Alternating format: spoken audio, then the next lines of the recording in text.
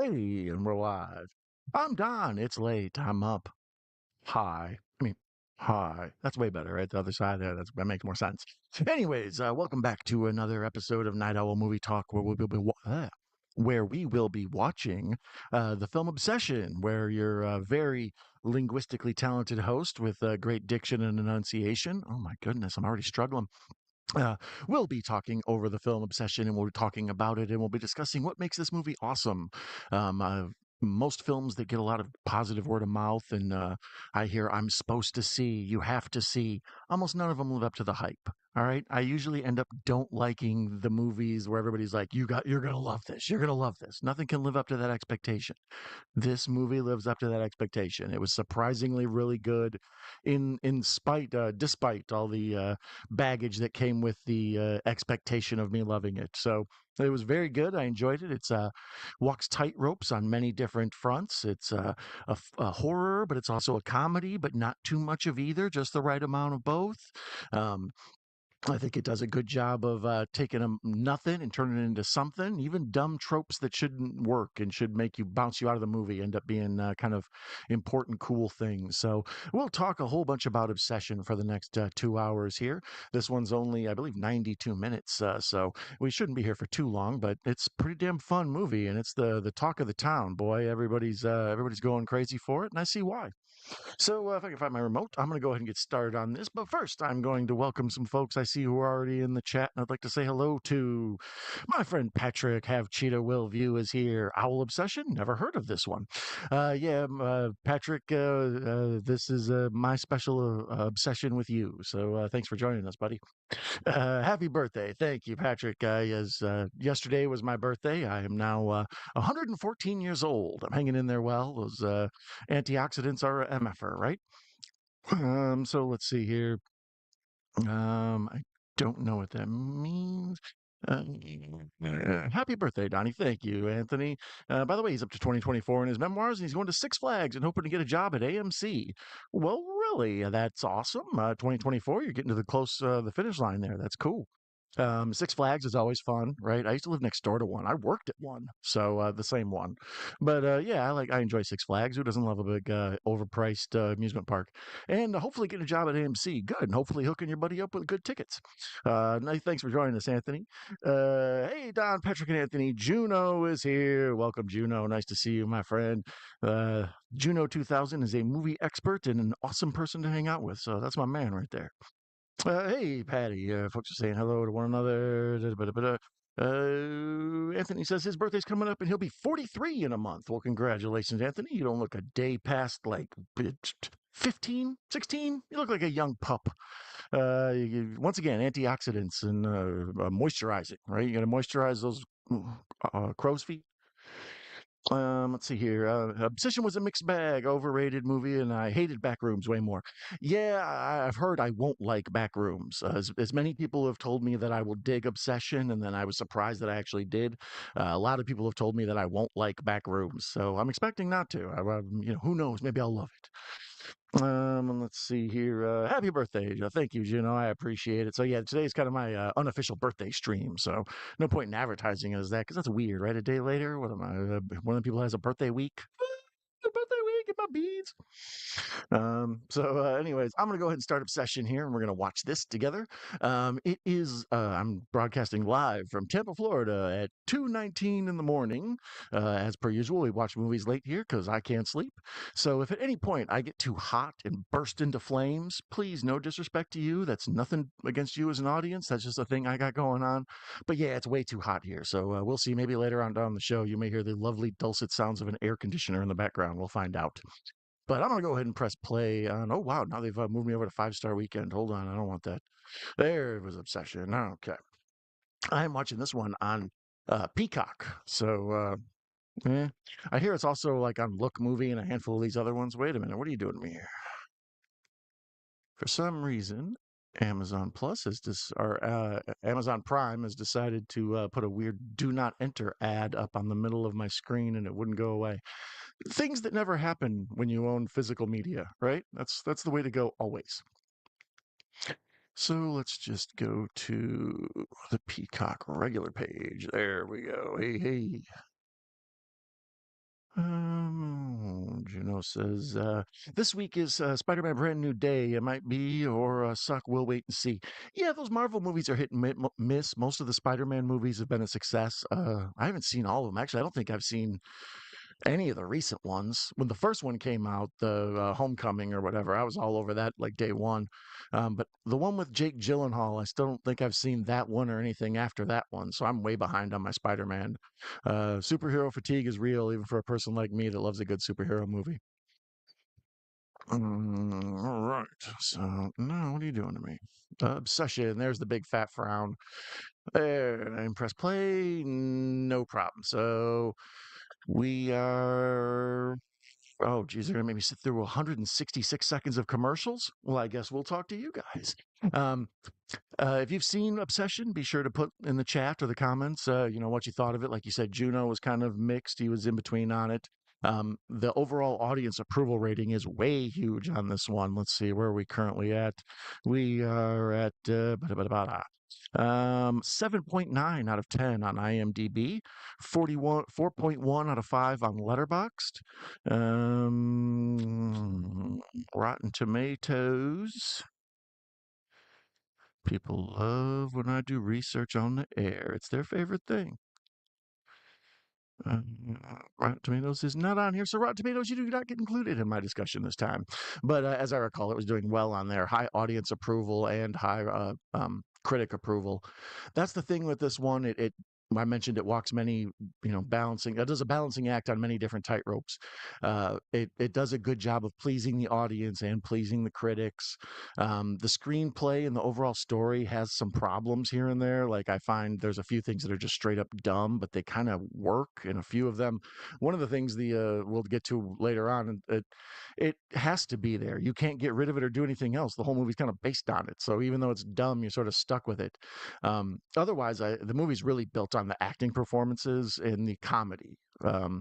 It's not a horror comedy because most horror comedies are sort of funny movies that parody horror movies.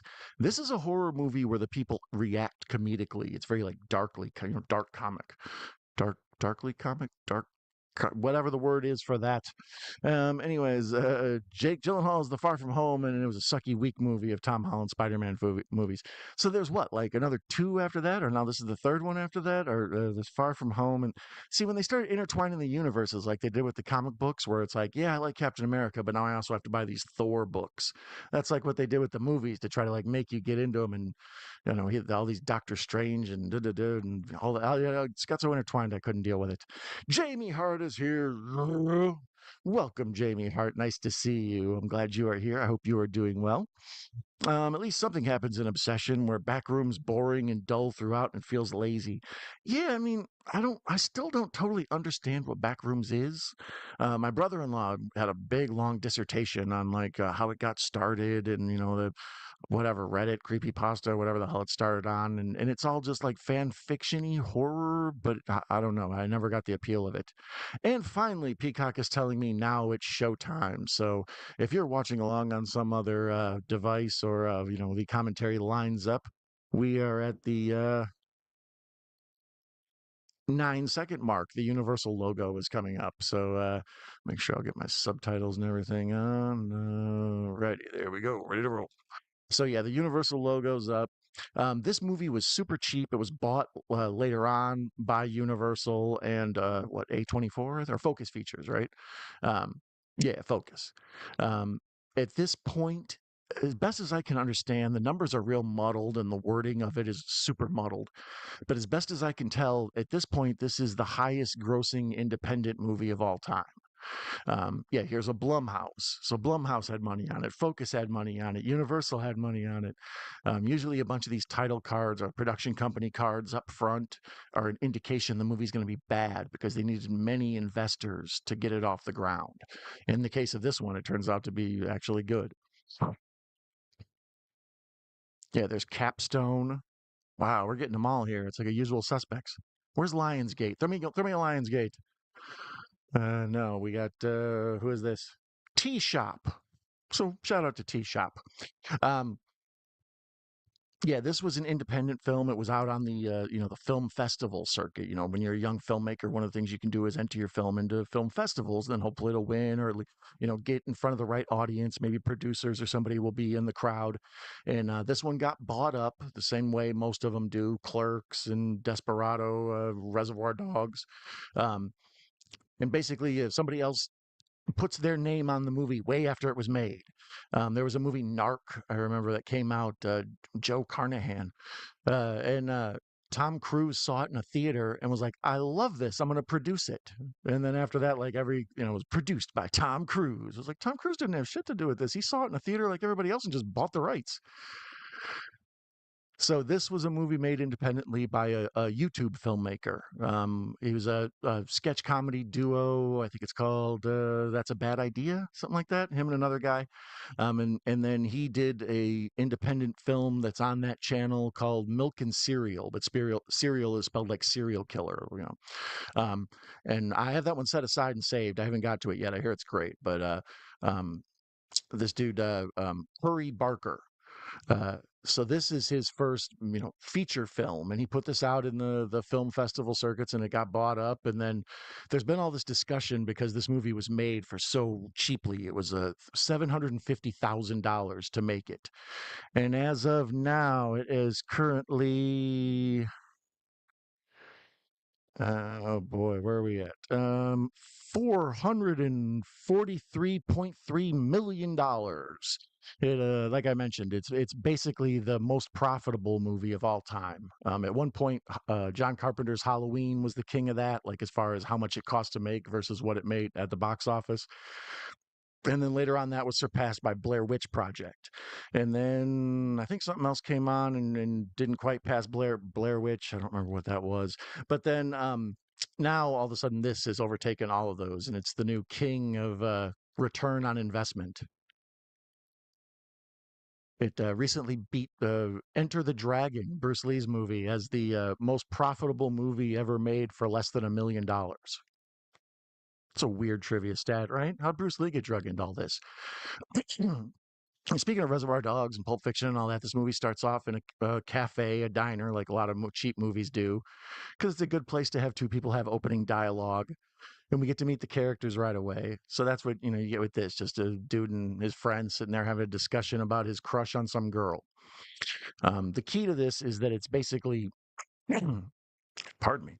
The key to this is it's basically just like your usual predictable romantic comedy setup. Like that's the format, the structure. You've seen movies like this before. Sort of the dorky guy who wishes he could get with the girl he has the crush on, and but he can't because she's not interested. And then there's the whole thing. In a different world, they would remake this same movie, and at the end, she would kind of break free of the little curse he puts on her, and ends up getting they fall in love, and I'll live happily ever after. But not this version. Anyways, before I do any more spoilers, I would like to point out if you haven't seen this one before, please check this one out. Some of the movies I watch, you don't need to watch. You can just listen along, as a podcast or whatever, watch along with a commentary. But this one I definitely recommend checking out before you listen to me ramble about it. For those of you who are listening to me ramble about it, this is at the 504, 505, 506 mark, and he comes home to the lead character, Baron. Everybody calls him Bear. He comes home to find his cat dead. And this, it's a Chekhov's dead cat. This dead cat comes back a whole bunch. Um, so, anyways, yeah, I'm warning you there will be spoilers in this. And speaking of people who just listen along, shout out to the folks on the podcast. You can find this on your favorite podcast provider. To those of you listening in that version, I appreciate it. Otherwise, be sure to watch it live. Streams here exclusively on YouTube, where you can find all the back catalog and have conversations with my friend no more monsters, Echo Zero. How are you doing? Actually, I jumped right ahead. Desperado, why don't you come to your senses? Well, the Kenny Rogers version, or you've been out riding fences for so long. Oh, you is that the Don Henley version? Which one are you singing? I'm singing the Kenny Rogers version. Surprisingly, this movie's low budget and got to kick Supergirl and Mandalorian's ass in the box office, as it showed higher budget films are going downhill. Yeah, that's one of the big things that this movie really people have been talking about it as far as like the business of movies goes. Um original concepts, like instead of intellectual properties or whatever. This isn't based on a product or isn't based on a character and some other thing. It's a an original story that somebody came up with. Although original, some of the basics are a bit questionable, but this whole thing with the one wish willow or whatever, it's a mess. I don't like it, but we'll get to that when we talk about it. Um, we'll get to that as we go along. But yes, the whole thing with it's kicking Supergirl and Mandalorian's ass. Yeah, its overall box office gross way higher than both of those films. Mandalorian, I believe, opened up to like a $95 million weekend, and then every weekend after that, this movie's beaten it, I think. This is one of the rare occasions where movie, started out mediocre and it was above projections, and then the money just kept going up and up and up, and then like the Memorial Day weekend hit and it went up even higher. So it was supposed to be on digital like back in June, I believe. But they released it just this past weekend on Peacock. They own the rights to it. So it'll be there first, but I'm sure it'll be on your favorite streaming service, probably Netflix and all those within the next like 2 months. And I imagine people will be clamoring for it because I figure this will probably get some buzz at Oscar time. I would guess probably Best Picture. Maybe I'm bad at predicting that, but if you go by Sinners and Weapons last year, I would think this is right in that. If for nothing else than just the buzz around it. And the lead actress, Indy Navarrette, or however you say her name, she steals the show. She's like, she carries this whole movie. We haven't even seen her yet, and she's this whole movie's based on the strength of her acting talent. She's amazing. Let me see here. Have you seen anything in theaters lately, Don? No, I have not. Actually, I'll leave that up. I rarely get to the theaters. I didn't get to the theater much before I was married and had kids, but now that I got the big fam and I'm always busy, I never get out. To me, movies are an experience, are at home experience, and they're two different ways of doing it.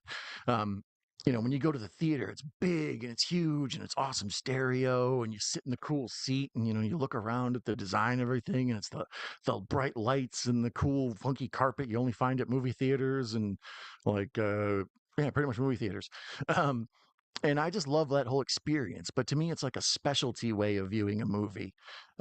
My relationship with films and the thousands and thousands I've seen is all just being up late at night, having trouble sleeping. The whole house is quiet, and me and this movie are just locked in together. So that's part of the reason I, get so fascinated by minutia of these films and subtext, because I'm not watching them with people bothering me. I've zoomed in. So, yeah, my relationship with films is late at night in the dark, just me and the movie, soaking it up, usually on a small screen TV, although nowadays small screen TVs are pretty damn big. Um, so here we're like, what, 10 minutes into this thing? Not even 10 minutes in. And my man is pronounced, he's basically said he's fallen in love with this woman, and he's wants to do right by her. She lost her crystal. So he's going to stop by one of these like hippy dippy spiritual stores and pick up a little crystal necklace for her. And while he's there, he sees these one wish willows. It's like this old kind of like 1940s kitsch, gag gift thing, kind of like x-ray specs or something. But you take it out of the box and you make one wish, and it's basically the old monkey's paw. And the dude Curry Barker, who wrote and directed this, he said it is the monkey's paw idea. He got the idea from Simpsons season 2, or Treehouse of Horror season 2, or whatever it is. um but yeah, kind of, I mean, there is a movie with that, Talk to Me or whatever. It's basically the same thing with the haunted monkey's paw and all that shit.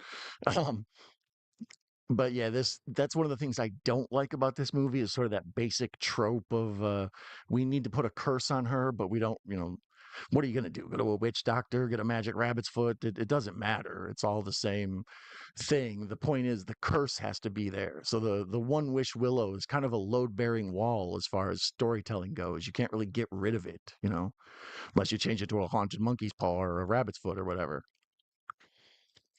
But yeah, as far as theater, nada, Juno. I've watched a ton of stuff at home. Let's see, watched Obsession, watched last night, rewatched Minority Report, watched Tag. You ever seen that? With John Hamm and Jeremy Renner in them, a comedy. Watched uh, handful of stuff. What else have I seen? Um, A lot of documentaries. I'm always big on the murder documentary, and it used to be an hour and a half special. Like you could just watch, good horror or good, murder documentary about some police investigation, crime procedural thing, and it'd be done in 90 minutes. Now, between Netflix and HBO Max and all them, they want to stretch that out into 4 episodes. So I usually get caught up in watching some like 3-part documentary about a high school class solving a murder or some crap, which is a real thing I watched on Amazon Prime. Murder 101, I think it's called. Um, I watched Primate recently. That was awesome. What's the one? Dangerous Animals about the shark serial killer. I watched that one. Um, so here we first the whole crew is out together having pizza or whatever, and this is the first time we even get to see this girl he's had a crush on. But it's like 10 minutes into the movie, and we're kind of already everything's ready to roll and get going with what we need. No point in messing around, right? What is it? It's yeah, an hour and 49-minute movie. So that's about right. It's not 2 hours. Movie like this doesn't need to be. But as I mentioned, Indy Navarrette is on the screen right now, and I have a feeling she'll be nominated for Best Actress as well. The whole thing is kind of like carried upon her ability to play everything that she needs to play in this. You know, she can do the like cutesy girl in a romantic comedy where this nerdy guy has a crush on her, and it's like, oh, okay, yeah, that seems about right. But then she also does like the psychopath later, and then the whole thing with like the big over exaggerated smile that's extra creepy like a clown, and this famous scene coming up later on, she big fat frown, and it's like it's the best acting I've seen since Buster Keaton. Damn it. Um, but yeah, this is a breakout role for her, in my opinion. They're already talking about her, trying to get her into the Marvel universe immediately. Black Cat or one of them characters.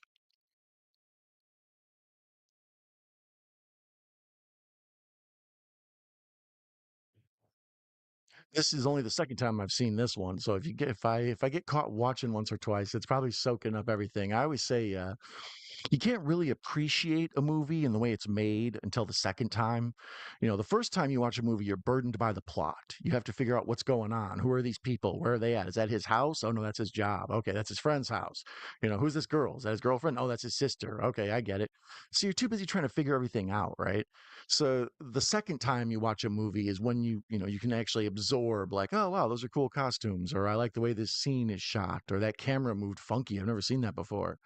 So yeah, this is the watching for me where I may end up seeing some new things, and if I grab hold of something, I'll be sure to point it out. But the key to this movie beyond Indy's performance is the perfect balance of horror and comedy. Like I've been reading, there's a lot of debates online, people getting into chat rooms, Reddit and whatnot, saying this isn't a horror movie. This is a comedy with a bunch of gruesome stuff in it. And then there's other people who are like, no, this is straight horror. The comedy isn't even comedy. What's wrong with you? So people argue about anything, right? So I like this because it feels like a traditional dumb 90s, indie sort of romantic comedy, Dazed and Confused or something. People in their 20s, what's the other one? Reality Bites, that's what I'm thinking of. That type of thing. It's like, oh, this sort of these dorky 20-year-olds living their party life, and this dude's got a crush on this girl, and he wishes that woman would fall in love with him, so he does actually make a wish, and she falls in love with him, but to a level where she's a psychopath. Like she is completely nuts, and like to the point where you have to wonder what the hell's going on with her. We learn, well, she's cursed. She's forced to do this against her own will. So we even see her struggling, like the real woman Nikki is inside of her trapped, and even though she's this perfect girlfriend, Stepford wife lady, she doesn't want to be. Um, Much in the way Scream was like the first. Well, a lot of people say they're not. It's not, but a lot of people thought the success of Scream, let's say, was that it was a post horror movie horror movie. Like it was a movie that existed in a world where horror movies were a thing, and people knew the tropes, and like, don't run out the door when you should run down the hallway or whatever. So, in my opinion, this movie and Heart Eyes, which is another like horror slasher romantic comedy type thing, they're like post romantic comedy movies. They're movies that live in a world where romantic comedies are a thing and the expectation of romance being like it is in the movies or whatever. And that's what this is all sort of structured on. Like, oh, I hope they're a cute couple. That'd be nice if they got together. Oh, um, part of the reason this movie's making so much money at the box office is the 18 to 34-year-old audience, which is really hard to get. And that's the date audience, right? People 18 to 34, those are folks going out on dates, going to see a movie for that. And this is a good movie to see on a date, unless, unless it breaks you up. And then that was probably still a good movie to see. It helped you. Um, what are your favorite horror comedies? Um, I find this is, like I say, this one's more of a horror that has comedy in it. A lot of times the horror comedy is a comedy movie that has horror elements, sort of like Shaun of the Dead is sort of a broad, silly comedy. Tucker and Dale meets evil or versus evil. That's like a broad comedy, even though there are a lot of like gruesome, grotesque elements in it, right? Um, Student Bodies, what else? Scary Movie. These are all like sort of broad, silly, big comedies. This is more like Dead End. Ever saw that? Um, the horrible things happen, and then the way the people react is what's funny. This is more like a Coen Brothers comedy than it is, Caddyshack or Ghostbusters or something.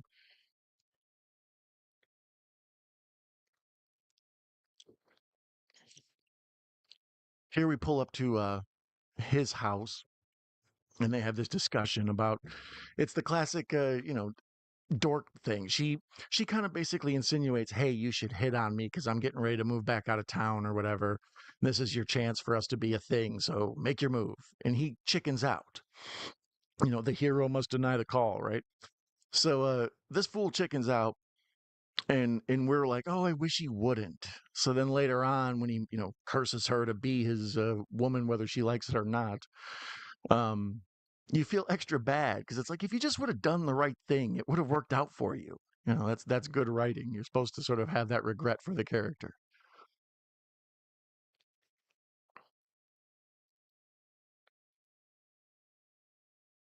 Yeah, he keeps like hinting that he wants to ask her out, and she keeps hinting, "I'll say yes if you do."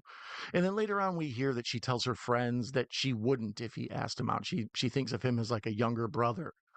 So maybe the curse was his only chance to get with her.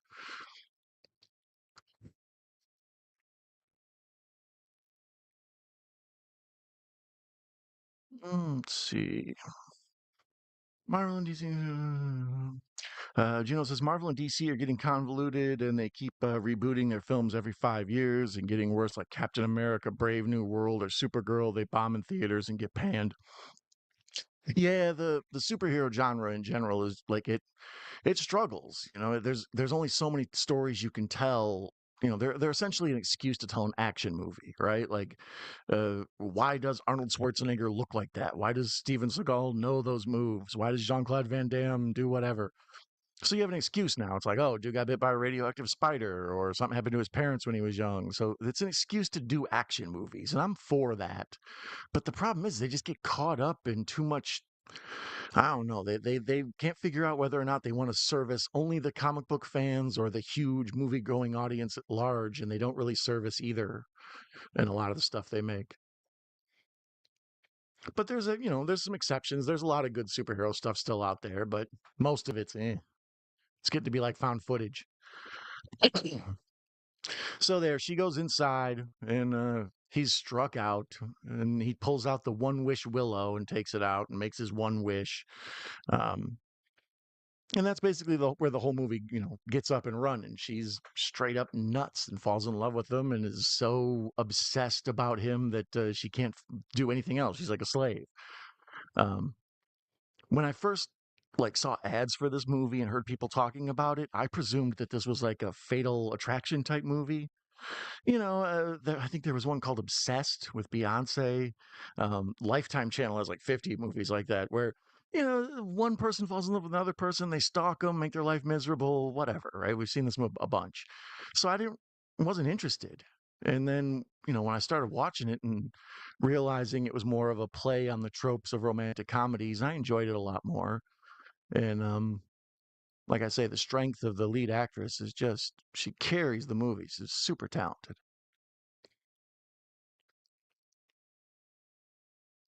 So yeah, here she's basically throwing herself at him now. Like, okay, come on, can I go home with you? Um, and it's weird because, like, on one hand, the audience, we feel icky, like we don't want her to be doing stuff against her will, and then, but we like the lead guy. We want him, to be okay. So the more nuts she goes, the more you're like, well, you kind of deserve it. You brought this on yourself with. You shouldn't be invoking the weird spirits of One Wish Willow. Everybody knows how creepy they are. I imagine we'll start seeing what One Wish Willow T-shirts at Walmart, probably the way you see like Hellfire Club shirts for Stranger Things and stuff like that.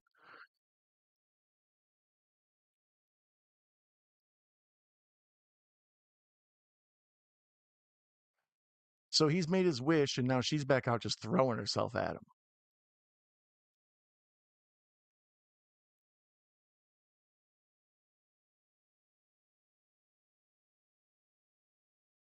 And her whole demeanor's changed. Like I mentioned, she does a great acting performance. Like up front, up until this moment, she's been very like just, she Jennifer Love Hewitt or Rachel Lee Cook. Remember her? Natalie Portman. Just like fresh faced, cute girl next door lady. But now she's like more kind of throwing herself at him, like being more sexual. Like, do you want me to come home with you? I should come home with you. And she's even mentioning like, I'm acting so weird. I don't feel like me. So it's he's almost like drugged her or used some sort of whatever assault drug on her. I don't know what the proper wording is, not to get in trouble.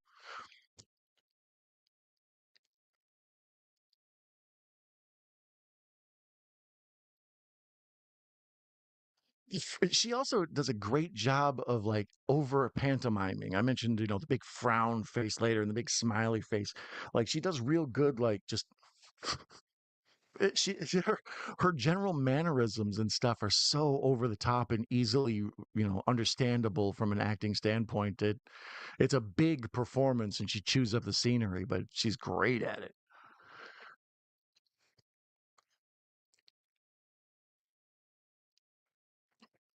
I had mentioned when the show started the problem with high expectations when with films, and I've had this issue before where folks get disappointed with me. Like I remember in particular Eli Roth's Thanksgiving.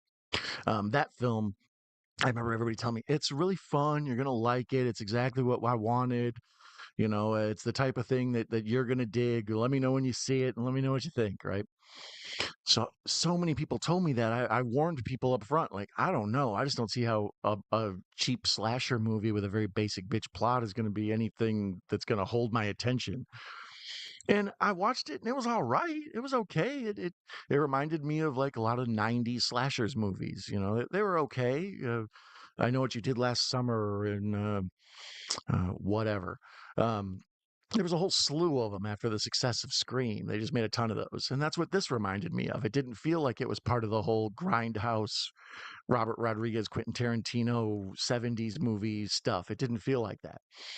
So people were like mad at me that I didn't like it because I knew I wasn't going to like it. Like I didn't give it a fair chance. And I was just like, no, if you say something's great, I'm going to take it as this is great and judge it as, why is it great? And as I'm watching it looking for why it's great, I realize this is average or mid, as opposed to things where I don't expect anything and I start watching them. And I'm like, this is good. I thought this was going to suck. I'm very happy with this. Um, so this I came into hearing how great it was going to be, and I was like, "Oh no, I'm just going to be another disappointing movie because I have high expectations." And about 10 minutes in, I was like, "Okay, it's all right. I'll be able to watch it all the way through. Won't be mad at people who are like, why are film going audiences so stupid?" And no, I ended up loving it. I remember watching Barbarian. Um, Corey Barker's work is often compared to Zach Kreger's work, who's like the new hit indie horror director, the guy who did Weapons and he did Barbarian. And I remember watching this feeling it feels like almost like Barbarian vibes, or at least the first half of Barbarian. It's these two people flirting, and do you want to stay over? Okay, I'll sleep in the other room, and that whole thing.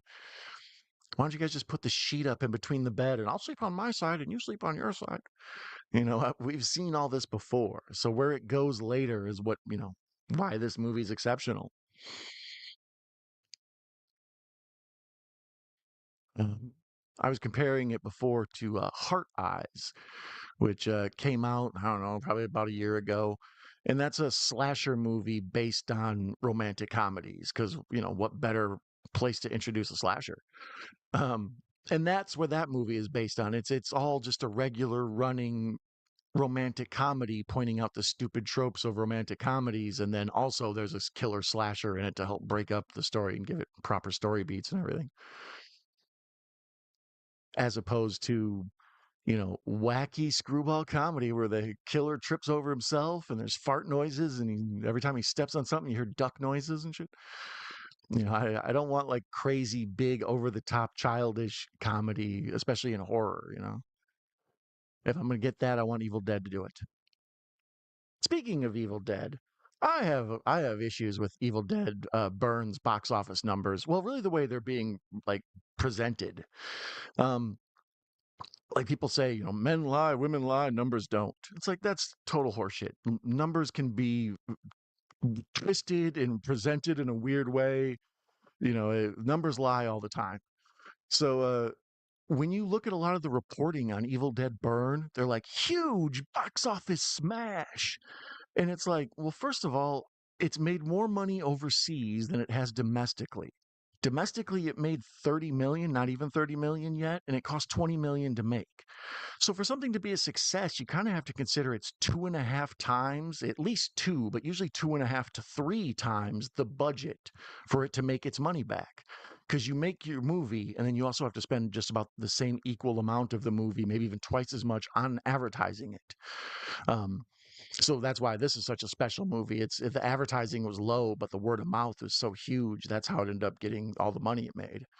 Um, Sorry, here's the part where she's in the middle of making out with him and she realizes, whoa, whoa, whoa, I didn't know I was doing that. I don't think I wanted to be doing this. And it's like a meet cute and silly and quirky, but you get the feeling that things are starting to head down a dark path. We're at the 2854 mark. Um, Super shadowy in this. I like that about it. The look of the film for a cheap look is it makes it's very spooky and haunted house looking. For a low budget, it looks it looks like a big Hollywood major motion picture like it's supposed to. Although it's shot in 4:3, which is really weird. I don't know, there's some sort of weird I don't know, I keep using the word weird, some sort of a theme running throughout that has something to do with old movies and old TV and stuff. Like my man has an old VCR and a DVD player, and my wife and I were talking about it. I'm not sure this movie, like right now he's on the internet, but other than that, all the cars, all the like stuff in the houses, the place they work, everything looks like it could be anytime the last 30 or 40 years. It's not specifically now. Um,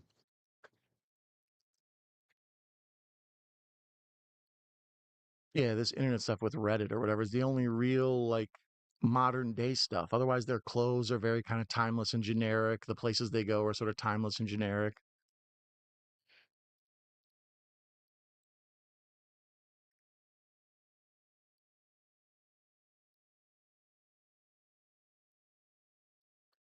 Yeah. Sorry. Anyways, Juno's popping in about the Evil Dead Burn stuff. It's getting too overhyped, but I hope it doesn't suck, as the most overhyped movies always ruin the experience. Yeah, that's kind of what I was saying, the overhyped stuff. Yeah, back to the Evil Dead Burn stuff. It hasn't even made twice its money back in US. The foreign market is different because you usually have to have someone else. You split your money weird with other distributors in the foreign market, and the accounting when it's in another, across an ocean is a bit sketchy, right? Like, do you trust people to tell you the right numbers if they're an ocean away? So now with like ticket tracking and computers and all that stuff, it's a little better, but it's still not great. So you usually have to depend on your American money, your domestic money, and then the international money is sort of gravy. So domestically, it still hasn't really broke even yet, but it keeps being reported as this massive box office hit, along with Obsession and Back Rooms. Horror dominates the box office. And I'm excited about Evil Dead Burn. I haven't seen it yet. I'll check it out on Home Movie, but um, yeah, I don't know. They're being disingenuous with their reporting that it's a big success. It opened to less money than Lee Cronin's The Mummy, which is a comparable movie. It should have made more than that just because of the Evil Dead brand. So the next morning he wakes up and his girlfriend has taken his dead cat and made a shrine in the kitchen with a bunch of like flowers and candles and the dead cat laying there with a bunch of a bunch of flies buzzing around it. And this is where we start to get like an idea that um is it true, Don, that Evil Dead Rise made a box office hit? I don't know. I mean, as I recall, it broke even, but the big thing with it is it had a fast turnaround to HBO Max, and that was when they were really trying to get people on board with signing up for HBO Max. So they were able to use that as both theater money and then to get people to sign up for HBO Max. So the how much money and actually what it did for Warner Brothers is hard to calculate, but I mean, it didn't wasn't a huge. Let's look at the numbers. We can get them up right here. Damn it.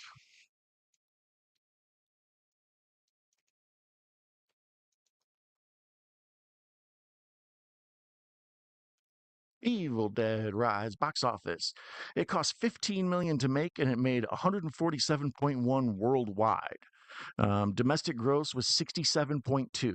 So there you go. That's more than 4 times what it cost to make.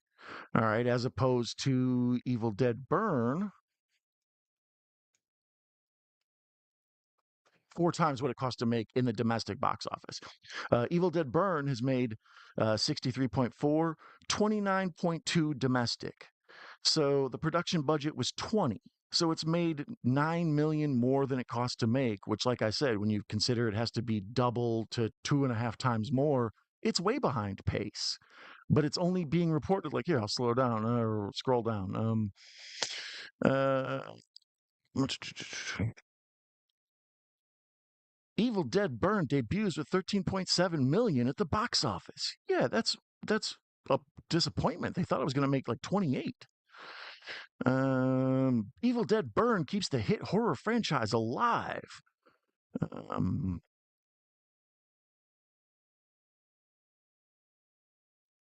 Evil Dead Burn, which is being released by Sony, debuts with 13.7, a surprise hit.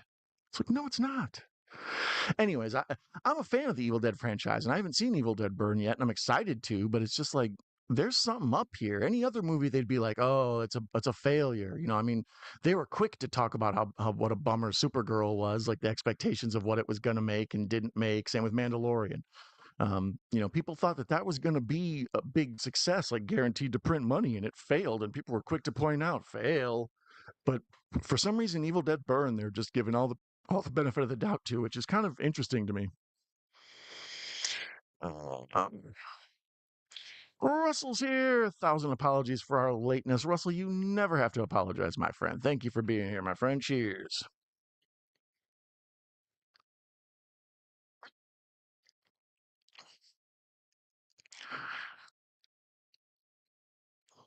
So Nikki's acting weird.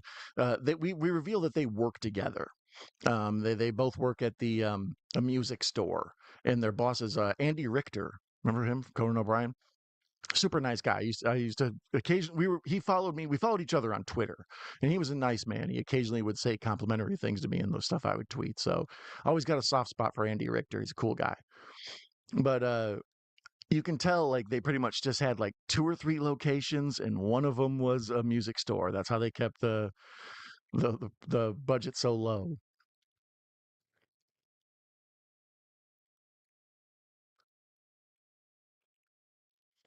Juno says Supergirl was a big stinker. At my first watch, stopped after 15 minutes, but the next day the watch rest, and boy, was it really bad. Yeah, I don't know. Russell says he doesn't go to the cinema anymore. Yeah, I rarely get out either, Russell.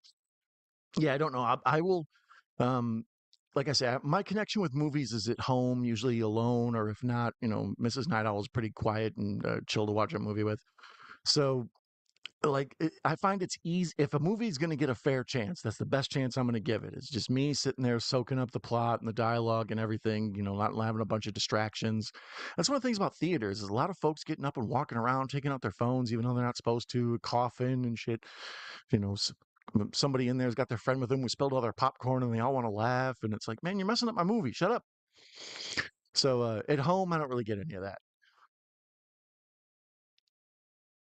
So here's where she comes back to me after the next day when she's nuts and does that thing with the cat. And he's like, I don't know if I can hang out with you. Maybe you should get a different ride home. And she drops by the place and she's explaining to him, like, oh, I'm sorry. I was on drugs. I was on MDMA. He's like, really? Russell says Johnny Depp's film Ebenezer looks good. I haven't seen the trailer for it. Did see a trailer the other day for John Cena's Matchbox Cars, the movie. Right? I think that's part of bringing us back to this whole thing. I think folks are more interested right now, especially after the last several decades of just being bombarded. Well, at least the last two, of just being bombarded with franchise. Intellectual properties, things that people know. It's like, oh, hey, you've heard of Pop Tarts, right? How about Pop Tarts the movie? You ever had a Cheeto? How about Cheetos the movie? Yeah, I think people are kind of sick of that. Superheroes started it, but Barbie and Angry Birds and the Emoji Movie and everything gets a damn movie. Every successful video game, they have to make a movie out of it. Any, graphic novel that gets any, traction immediately has to have a movie made. Um, so original properties made for the screen, I think, are going to start getting more and more people's attention. Uh, Too formulaic with the big properties like that. You almost know what to expect every time. And even when they do something sort of different and interesting, it's still kind of the same thing. Any of those movies based on like a toy or whatever, it's always, well, here's such and such world. And then they go to the real world. It's like, do we have to? Can't y'all just stay in your silly world? Juno says the trailer for Ebenezer was much better than boring crap trailer of Avengers Doomsday. I haven't seen the trailer for Avengers Doomsday.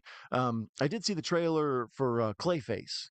That's what I've been talking about regarding the whole James Gunn DC universe is how will that horror movie play out? And the first teaser trailers made it look like it was going to be scary and kind of more gross version of like the Penguin or something. Um, but then the long extended trailer, hmm, looks like a slightly better version of the new Mortal Kombat. Superhero movies need a break and a hiatus. Says no wonder the bombing as folks are tired of the same crap. Yeah, that's the thing. People just want to make safe bets on trying to get their money. We throw these numbers around, and sometimes I can't even wrap my head around them. Like, what do you mean $30 million to just make a low budget movie? It's like $30 million could build like a neighborhood. You know, I just don't understand the money. So it's hard to when people have that much invested, they want safe bets. It's like putting money on a stock or something. They want to have some idea that what they invest is going to grow. And if you tell them, oh, this is like, well, a perfect example. The other day I watched Masters of the Universe. I was talking about stuff I'd watch. I watched Stupid Masters of the Universe, the new one. And in it, I was just like, while watching it, it kept occurring to me this pitch for it. It's like, okay, well, it's a property that a bunch of people already know. It's got a built in audience from the old TV show and toy line. But we're going to have elements of Games of Thrones. We're going to have elements of Star Wars. We're going to have elements of the old Flash Gordon movie. And it's going to have like this Queen soundtrack and everything. You're going to love it. And then just halfway through, it's like, I appreciate some of the kitsch and nostalgia of this, but in the big picture, oh my God. Russell says you don't get into superhero films. Yeah, I used to love them and used to see them all, but then there's so many now that I have to pick and choose which ones I'm gonna throw my time at. And because of that, I've seen less instead of seen more. A property like Swamp Thing when I was a kid was the only thing out, so I watched Swamp Thing and loved it. Nowadays a Swamp Thing was a property. It was a property. They remade Swamp Thing, and I never saw the remake, the TV show or whatever.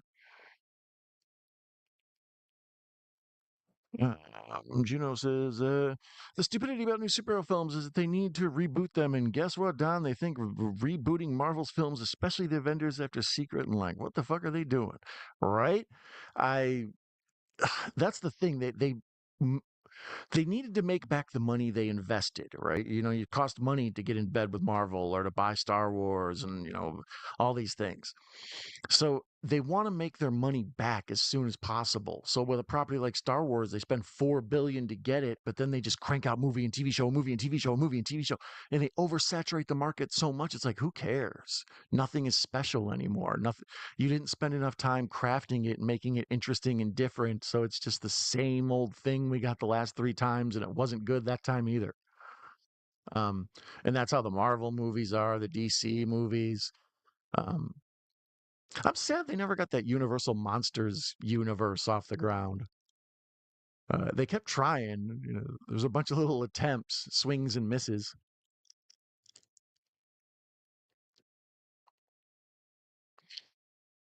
So here they're out to dinner, and you can see she's not right.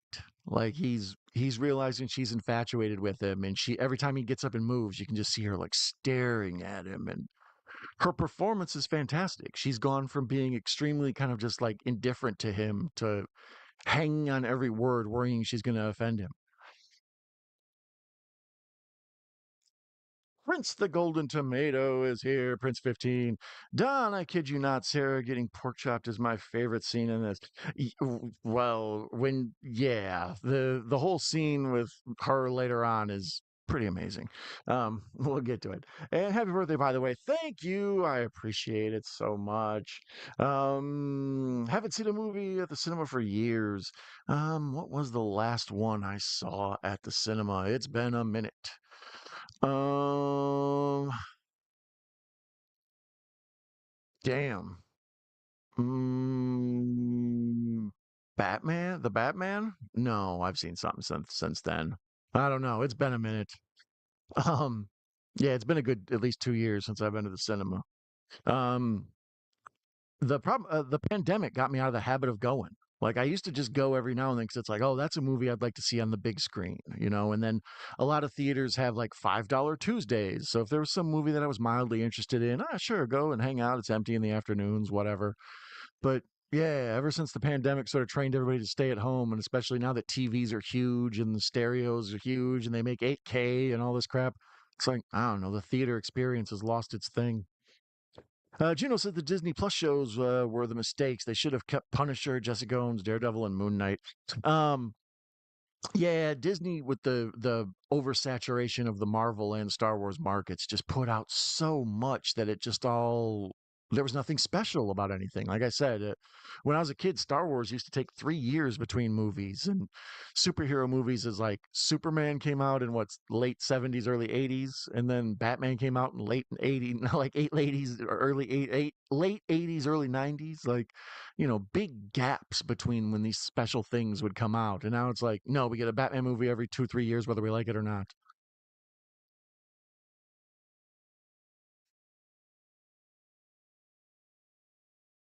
So he kind of is insinuating they need to slow things down, and she throws a tantrum at the restaurant. And we can see like she's already starting to lose it.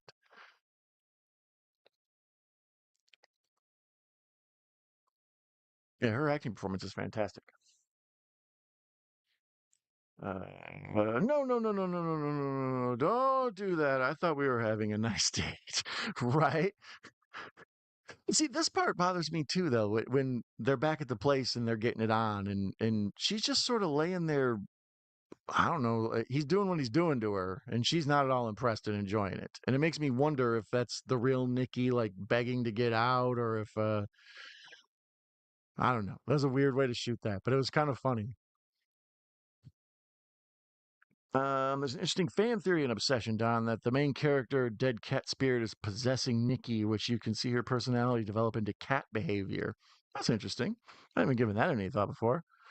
Um, the whole stuff with the cat, super gruesome. We don't eat the cat or whatever. Don't feed me the cat.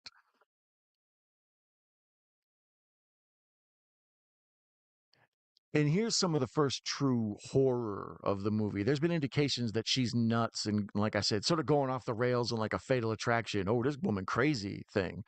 But here is the first like horror elements, and we're at the 46:16 mark, where he wakes up and she's in the corner in the shadows, and we can't even really see where she is until she moves. And then a couple of times when she moves, it's almost like she has the same body motion as like the girl in the ring, or like that creepy doctor from the remake of House on Haunted Hill. Like it's all herky jerky.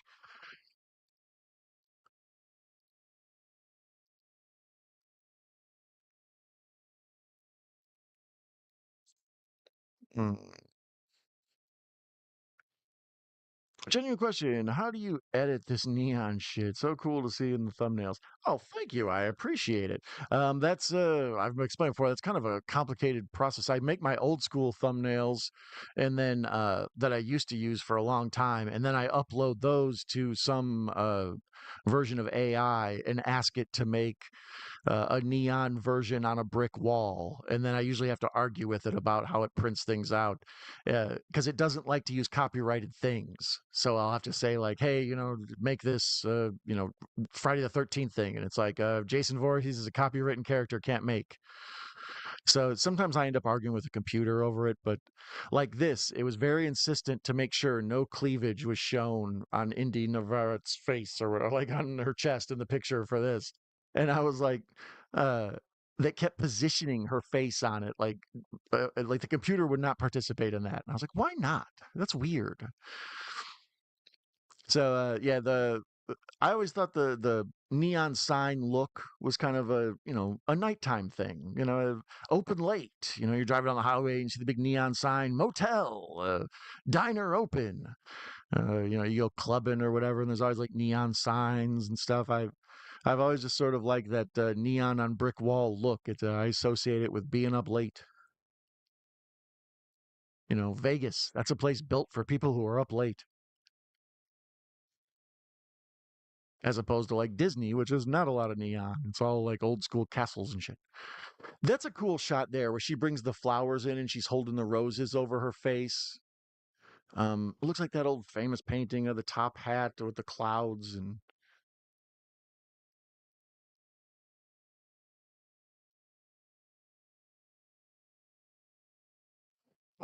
I'm torn. I've heard both ways. Let's look and see right now and see what the current status of, is there going to be a sequel to this?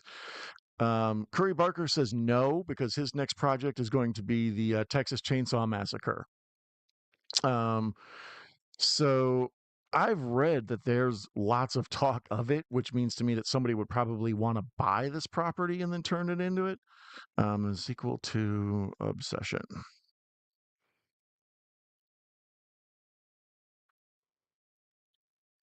An Obsession 2 movie is in development, with director Curry Barker confirming he has a cool idea for a follow up involving the One Wish Willow.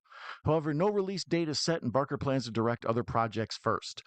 I know he had talked about maybe turning this into a show, like a weekly thing where once a week somebody makes a different wish, different Faustian bargain where they hope for one thing and that backfires on them. You ever see those Wishmaster movies about the genie that gives a bunch of wishes and it's a bunch of horror twists? It's like Robert Davi, I think, maybe. And I like also, I think they work at the music store. To me, that's almost like kind of a, I don't know, a baby joke at the expense of like High Fidelity or something like that, or Empire Records. It's like, well, they're supposed to have like cool young 20 something, jobs. What's a job you have when before you're 25 years old or something like that? I work at a record store. I work at a music store, man. Mm. Russell says never seen Obsession. It's, yeah, it's worth watching. I'm sure. I think Mr. Bones said it's available on Look Movie, or one of those, popcorn.com, one of them. Stacy says hello and thanks from Stacy. Bear will be in Mummy 4. Oh, the guy who plays Baron will be in the Mummy 4, huh? He's interesting to me because when I first started watching this, I thought he's the most disposable part of it. Like she does an outstanding job. And he's very similar to, a lot of characters I've seen in these type of movies. The guy that was in The Monkey and handful of other things. But watching it this second time, he is doing a good job of like reacting to her insanity, the way like Matthew Broderick plays against Jim Carrey in The Cable Guy or something. Like, wow, you're nuts, and I'm not totally sure what to do about it. Making a new one. New comedy One Night Only was funny. I haven't seen One Night Only. I'll keep an eye out for it. Hi, Stacy. Hi, Austin. What's my favorite thriller? That's a fine question. I don't know. I mean, see, most of the movies I like are sort of like, especially thrillers, are genre benders. So, like, I guess Silence of the Lambs, but is Silence of the Lambs horror? You know, Seven is a great thriller, but that's also like a police procedural and a horror sort of. Um, what did I watch? I was mentioning other movies I'd seen recently. I watched Opus last night. That's a weird thriller. Um, it was all right. What is my favorite thriller? I'm trying to run through my favorite movies and see what jumps out at me. Um, I'll put a pin in that and come back to it. Marvel wastes time and money having 40s useless Disney Plus shows that flopped and got canceled after one season with terrible feedback, especially She-Hulk destroyed the character and Bruce Banner. Yeah, I heard She-Hulk was awful, and most of the stuff I heard about it sounds like the type of stuff I wouldn't be into watching, so I never got around to it. Here's a scene. See, this movie I think falls into the same thing with Fight Club. There you go. That's probably my favorite thriller, Fight Club. Yeah, we'll go with that. This movie plays itself very straight, but there are some hugely absurd comedic like things that happen. In this part here where he's like, "Okay, I'm going to go to work." And she's like, "Oh, I don't have to work today." And he's like, "All right, well, you can just stay here, I guess." And she's like, "All right." And he turns around and his entire door is like duct taped closed, like 3 rolls worth. And it's just so over the top and insane. And him trying to pull the door open, it's clearly not a straight blood and gore horror film like Hellraiser or something. It's got a whole bunch of comedic elements, but they're played so seriously that it adds to it. And here's where he leaves for work. Now he opens that door with all the duct tape, and she just stands in one place with this creepy, like freaky smile. And then we see that she stays there all day long, and she like pees herself and throws up on herself and tries to eat a fly. Prince 15 says, "I wish Curry showed up in the. I wish Curry showed up in the movie instead of calling about the Willows. But still a cool cameo. Yeah, Curry Barker is the customer service representative when the dude calls about the One Wish Willow. The guy sounds like real laid back and like he's part of it and he knows what's going on. Oh, Nikki, she's right here. Yeah. Hey, yeah. And he's like chewing a sandwich or whatever. Um, Trey Barker, in a lot of the articles I read about this movie, they often compare him to Zach Kreger, and they say that this film is part of the Zach Kregerification of modern horror. It's like, damn, you guys really give people credit. Um, the idea being that people who made their bones in like sketch comedy and original sort of comedic writing are the people who are now coming up with the best horror, original ideas rather than same old things. We don't need a new remake of Carrie or Cujo or The Shining. It's like, give me a new story. So here's where she makes him lunch. And his lunch even kind of looks gross, but then later on we figured out she's feeding him his dead cat. Watching Witchfinder, generating Master of Horror, Vincent Price. I've never seen Witchfinder. Companion and this one are interesting with similarities. Yeah, that's a great point, Stacey. You always bring the good analysis. I appreciate that about you. Um, yeah, this Companion and Hard Eyes. There's been a lot of like thought-provoking, romantic. Same with Ready or Not is also mildly in that or whatever. Um, Kind of these comedic horror movies that sort of take a look at the roles of people and dating expectations and stuff. Um, like I say, the relationship of the people in this are very much like Reality Bites or some sort of like 90s sitcom TV people. It's dude's got a crush on the main cute girl. The friend of the cute girl has got a crush on the main guy, but she's actually a little bit more cool. So we kind of wish he would get with her because she's more down to earth and more his type. But, the main guy wants to reach for the stars and go for what's her name. We've seen this a lot before. That's kind of the twist of it. And they do such a good job with the backstory with Sarah, where she's trying to get into college and she's stressed out about it and no one will accept her. And we know when she gets that letter where it's like, this is the last letter. Let's hope I got accepted. Like watching it, me and the wife just like quietly turned and looked at each other like, oh, this gonna be bad. Um, the reference to the Exorcist film where Nikki is peeing what Reagan did. Yeah, that's I kind of thought like I didn't make the connection with the peeing scene, but I had felt that there was like demonic possession, exorcism type things mixed in with this. Um because they sort of insinuate that someone is possessing her body and controlling her and making her behave that way, and then the real spirit and soul of her is trapped somewhere. Uh the original story and the original ending that they shot was that when she snaps out of the curse and realizes even after everything that she actually did fall in love with dude and with Bear, and the two of them after he's dead, like I say, spoilers, so you should have been warned. uh, After he's dead, she kills herself too, and then it's supposed to be like this Romeo and Juliet type thing, but Curry Barker's dad and a few other people suggested to him, you might want to shoot one alternate scene where she's, still alive and where it leaves it open for some sort of a sequel or for more of a different ending. Look movie, The Goat. Yeah, Look movie's got all the stuff. Let's see here. Single White Female is my favorite LB. Yeah, that's another one too with the crazy stalker films we were talking about.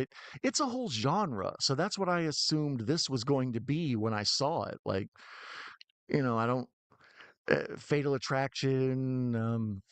This.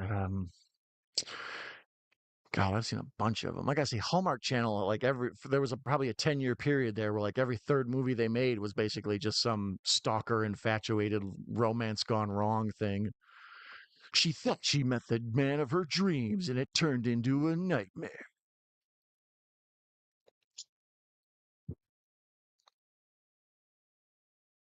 Let's see here. Who would you cast in a 30s version of this? Betty Davis or Joan Crawford?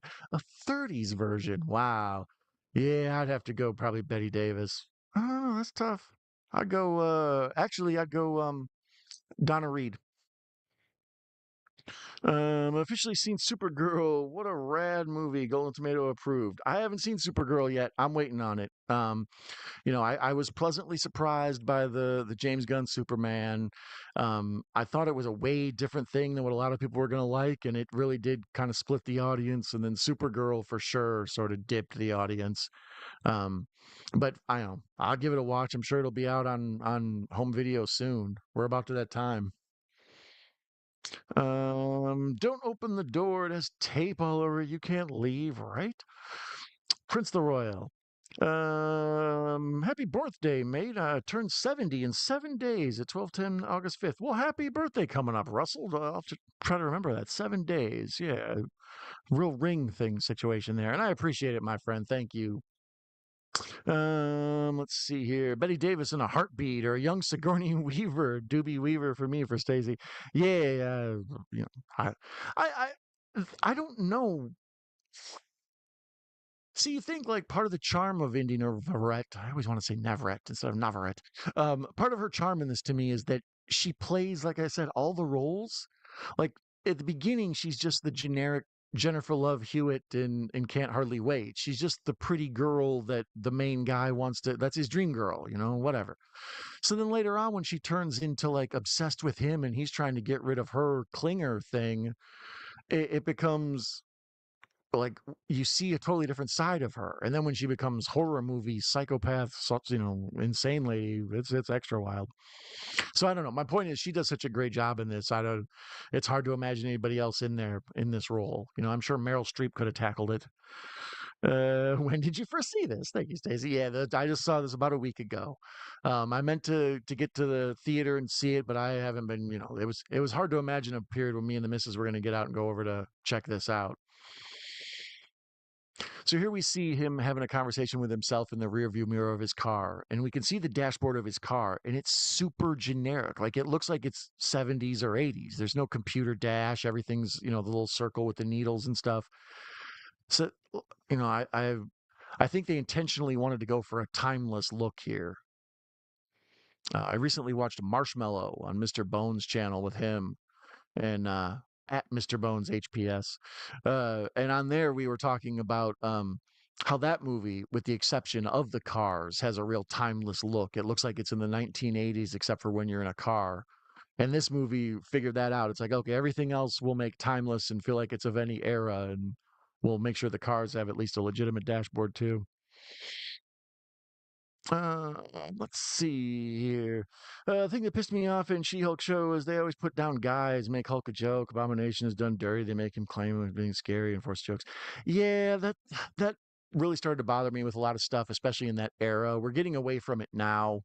Um, where there was no way to really lift up women or lift up minority groups in a movie, like, oh, we would like to empower black people with this movie or whatever. But they can't do it without like putting down other groups, like, oh, men are so stupid, or oh, straight people or they're dumb, right? Like I'm more for lifting everybody up. Like I'd rather, if someone's supposed to be perceived as a lower peg on the societal thing, I'd rather give them a hand up than be like, here, let me come down to your level so we can all be equal. So yeah, there's a lot of like shitting on men and the feminist writing schemes of the late teens, and it was a bit frustrating. What was it? I was just watching a documentary about the Tetris murders. That's what it was, and the whole thing was based around. It was from that time. It was made in like 2019 or something, and the whole thing is based around how a woman cop who was part of the LGBT community, and then a black woman cop, how they tried to tell all these white men that this suicide was a murder, and no one would listen to them, and then in the end they turned out to be right. And it was like, so the whole point of this wasn't to like give me a cool interesting story with a bunch of twists and turns and strange divergences. It was all more about like, oh, straight people, white men, they're dumb, right? So we're starting to get more away from that because they realize that cost a lot of people money, and as well as elections and a variety of other things. So hopefully that's a thing that's being put away now. And as I heard, She-Hulk was a prime example of that. Betty Davis staring at Bear. That would be funny. All creepy, smoking a cigarette. Siggy Weaver is better. Bear should be James Spader. That's a movie I would watch. Any Navarrette Working Girl remake? Mm, I could see that. I could see that. Princess could work, right? That's what I'm saying. That works. Siggy and Jimmy. Siggy and Jimmy. Curry next movie called Anything But Ghosts with Aaron Paul and Bryce Dallas Howard and Tomlinson and Barker and that, and wrote and directed that. I didn't know that was his next one. I know he's on board to do what, Texas Chainsaw Massacre, right? And is that theatrical? And is the Texas Chainsaw Massacre theatrical, or is that another Netflix joint? If anybody can answer that for me, I'd like to know. Obsession and Hereditary are a little similar with the crazy possessions and scenarios. Yeah, Hereditary. There's another one. Same with Midsummer. Um, these original horror ideas that just sort of, we mentioned Barbarian and Weapons. Sorry, drew a blank there. And we mentioned those earlier, original horror ideas that aren't your traditional cut and dry slasher movies, or sort of cut and dry house is possessed, why don't you idiots move out type thing. So many people move into a house and find out it's haunted, and then they have to solve some sort of mystery to accommodate the ghost in the house so it will go away. It's like we're all kind of tired of that story. So here he finally comes home from work and she's been standing in the same spot and she's been like throwing up on herself and peeing and pooping and all of it just standing in one place waiting for him to come home like a sad dog.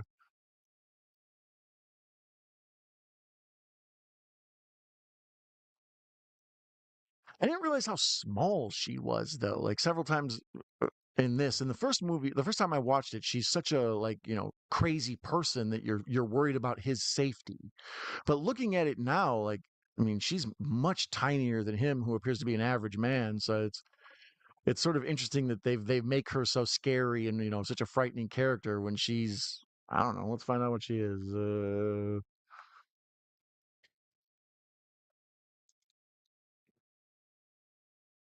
There we go. She is 5 foot even. So there you go. She's bordering on little person, and they make her an imposing person that you're afraid of. The scenes where she's in the dark, or the scenes where she moves eerily, or the stuff where she comes running up on him and attacks him. They make her a believable foe. He fed me my cat, and I'm very upset about that. Okay, honey. Such an awesome line. The one Mrs. Night Owl loves is if I get up to use the bathroom in the middle of the night, she'll grab my wrist and say, "Stay." Or sometimes she'll just be like, "Love me." Like, all right. So we are at 107, well, 106, 56, 57, 58. It is currently 3:31 in the morning here in Tampa, Florida. So I'm getting close to the point where I might have turned the air conditioner on. Woo. How are you liking Cooper Tomlinson's performance as Ian so far, Don? Oh, that's the other guy, right? The friend. He's funny to me because he's so spot on. Like, I think most dudes who aren't, well, I don't know, maybe all dudes think this.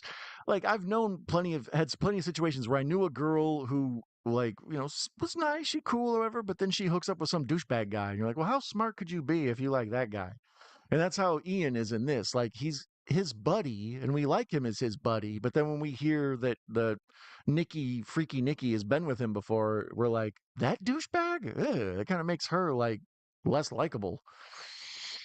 And I think he does a good job in that. Like he's funny and he comes off as like a real bro. And the whole thing at the end where he's like, why would I waste my wish to to undo your wish? I'd rather have $1 billion.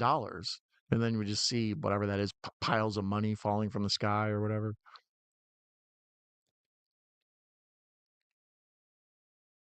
So we're coming up on like the best part of the movie. That he's at the party at Ian's house, and his Ian's house is total 20 something, party guy house. You got the picture of the bikini girl on the wall. He's got the beer signs, the lava lamp. Um, but yeah, he can't even get away for a guy's night out without Nikki coming along. And then this whole thing where dude's like, trade places with someone else. He's like, I want to sit next to Nikki. Like, I bet you don't, friend. When she gets the kiss the person to your left and she gets the giant frown. I don't know if I've felt more like just sheer happiness at a scene that made me laugh out loud in this in a long time. Like no dialogue or nothing, just the big frown, and then she moves that chair. Right?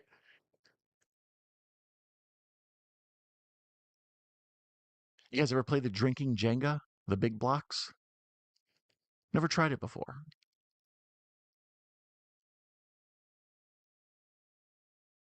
Be sure to put in the chat or the comments what's your favorite game to play while drinking. Most people like cards. Went to the trivia bar for the movie, and the people line up to take photos of that. Oh, the trivia bar that they do in the movie. Nice. Let me see here. What is this? Good day, Night Owl Movie Talk. Okay, welcome, Ginger Ninja. Nice to see you, my friend. Jason is here. When the $1 billion from the sky and then the friend dies, who keeps the money? The cops? Unexplained, right? I'm wondering if that's part of Curry Barker's idea for the sequel. It's like, well, maybe that $1 billion turns up. Happy birthday, dude. Thank you, Jason. I appreciate it, my friend. And thanks to all of you watching later on who wished me happy birthday in some form of social media. So many nice folks did. I'm lucky to know so many good people. The billion-dollar bear should have taken and left, right? I mean, at that point, yeah, just let her chase you across the country. So here's where she she does this like monologue, the Hansel and Gretel thing about them being lovers and not just brothers and sisters, and twirl it up like licorice and put it between her leg. All of it, just yeah, it makes everybody uncomfortable. And then he's even got the fat frown while listening to it. Just oh boy, why do I have to have this in life? Stacy saw Opus. What did you think of Opus? It was all right. I mean, it could have been better. They tried to make a little like seven twist to the end where it's like, oh, I set y'all up, but I don't know. It was okay. It was interesting to see John Malkovich as a pop star more than anything. Bruce. Thanks, young man. The Hand That Rocks the Cradle is a great thriller. Yeah, it is. That's another classic. Once that movie was a big success, they had to make a bunch like it. Like after that, there's a whole bunch of Some Crazy Woman Wants My Baby and My Husband movie. I think they even remade The Hand That Rocks the Cradle as like a show, maybe Hulu. I don't know. The new Kevin Feige role at shut Comic Con down for. The hell is that noise? Sorry, I heard a crazy noise outside, and I think a tank is rolling up on me. Totally sure. No, no. Appears to no be tank. So there, she gets the kiss the person to your left block in Jenga, and she gets the big, huge, over exaggerated frown, and then pulls Sarah in her chair just straight back away from her man. And there's that weird moment where she sits and stands behind her, and you think she's going to murder her right here in front of everybody. So when she just slides her back and takes her spot, it's like almost a tension release, like the pullback slide of the chair is like, letting the air out of the balloon or something.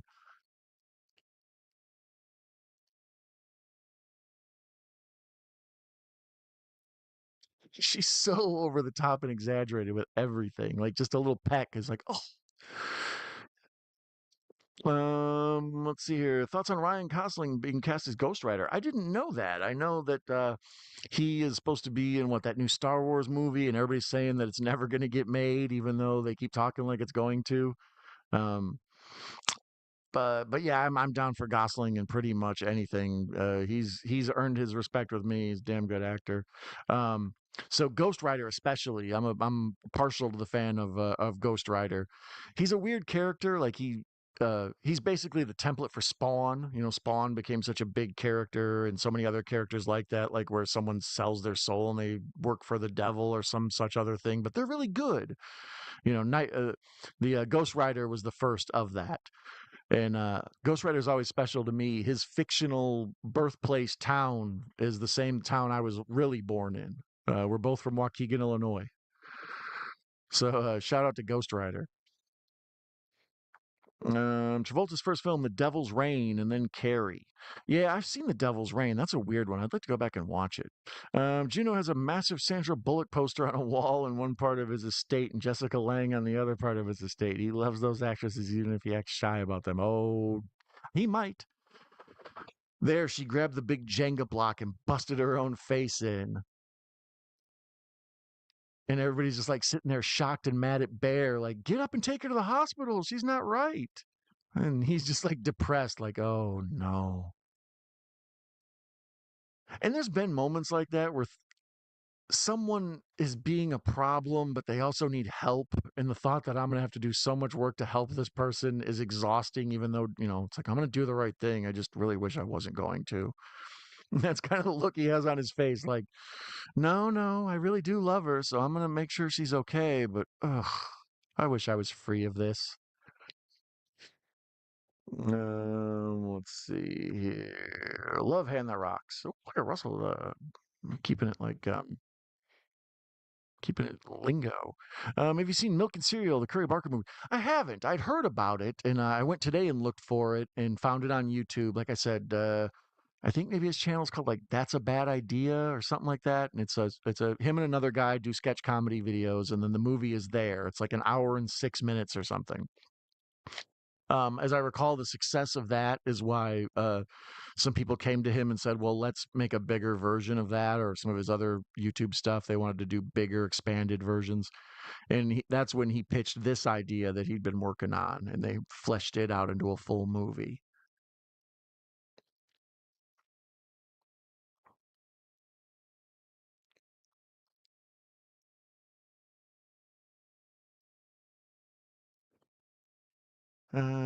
Nick Cage. Yeah, Nick Cage is a Ghost Rider. Well, a Ghost Rider.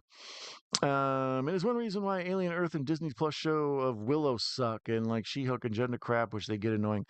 Yeah, the whole culture war, political philosophies. We have to do it this way. We have to have more people like this. It's more quotas than it is just like natural storytelling. That's one of my issues with gender swaps. As always, is there's so many good characters written specifically for women. Why would you just like lazily flip some character that used to be a guy and make it a woman now because there just aren't enough women in this? That's a dumb reason to do anything. But the well written, well thought out, well flushed out characters are like, that they're perfect. But yeah, when they lazily just take other stuff and flop it around, I'm not a fan. Judgment Night is an underrated movie that still holds up. Yeah, me and Juno watched a little bit of Judgment Night together one time over on Sean's channel. We hung out. Actually, I believe Russell was there for a little bit too. Judgment Night with Emilio Estevez and Jeremy Piven and Cuba.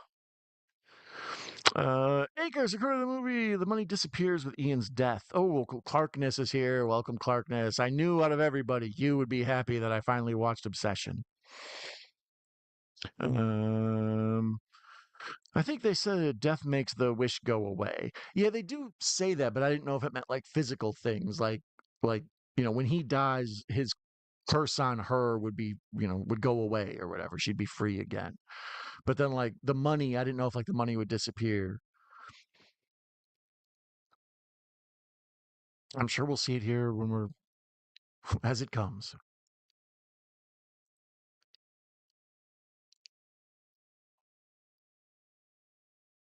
And this whole stuff where she's just so over dramatic. That's like, I don't know. It's one of those things in relationships. It's like, well, you care about this person and you hate to see them cry, but you also know they're crying to like try to manipulate you and mess with you. So at the same time, you're like annoyed by the crying and then you're mad at yourself for being annoyed at someone else's pain, even though it's probably fake pain. Yeah, we've all had to be through these things.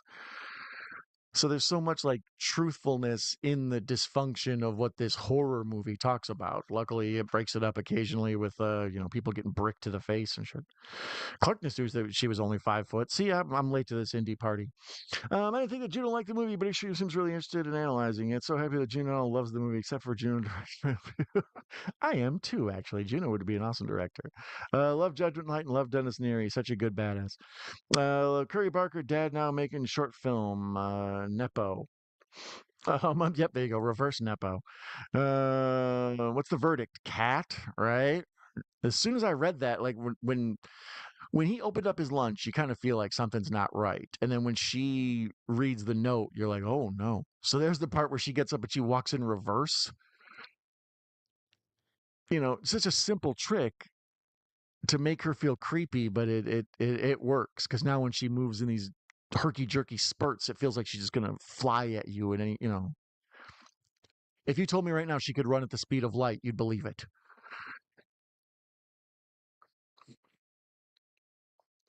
I'm upset about that, okay, honey? Right?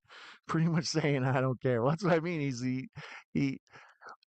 I'm very upset about this. Like the proper way to speak to someone instead of just being like, "You are effing nuts. You're not allowed in my home anymore. Do not come back. I don't care if I have a curse on you or not. Just sleep on the lawn."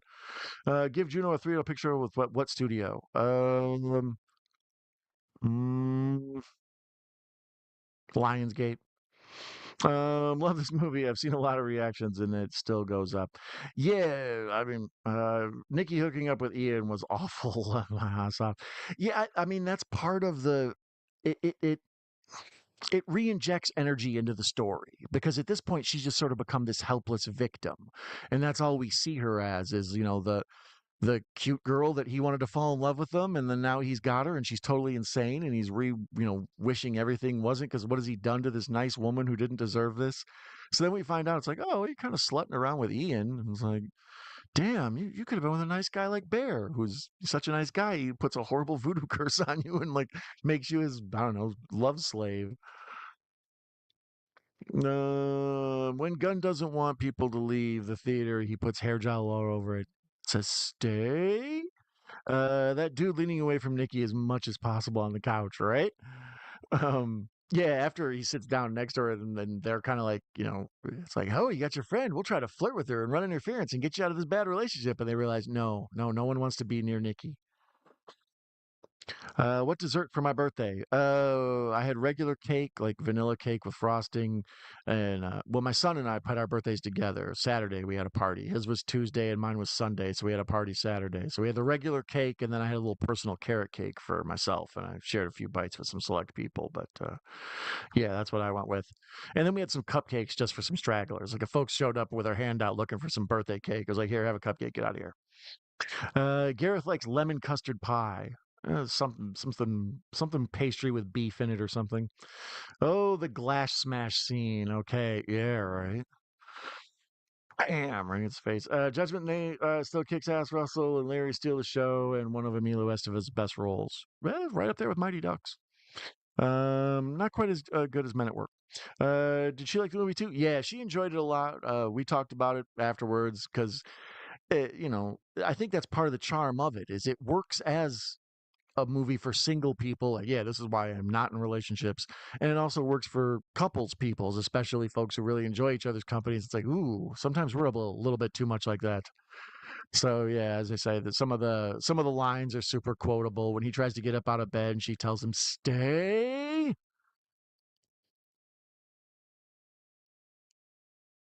She said at one point, don't be surprised if she wandered out during the stream and grabbed my arm and said, love me.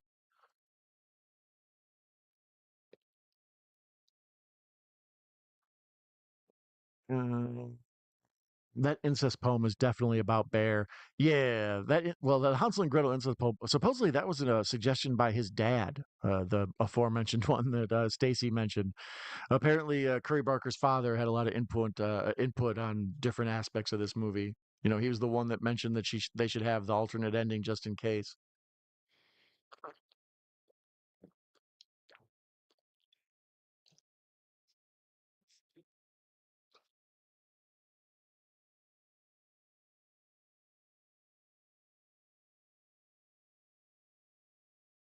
Yeah, this scene's too real, bro. Where she's sleeping and he slowly gets out of bed and tiptoes away in the dark while she's out, and then she just pops up, stay, and he comes out to bed like, never mind.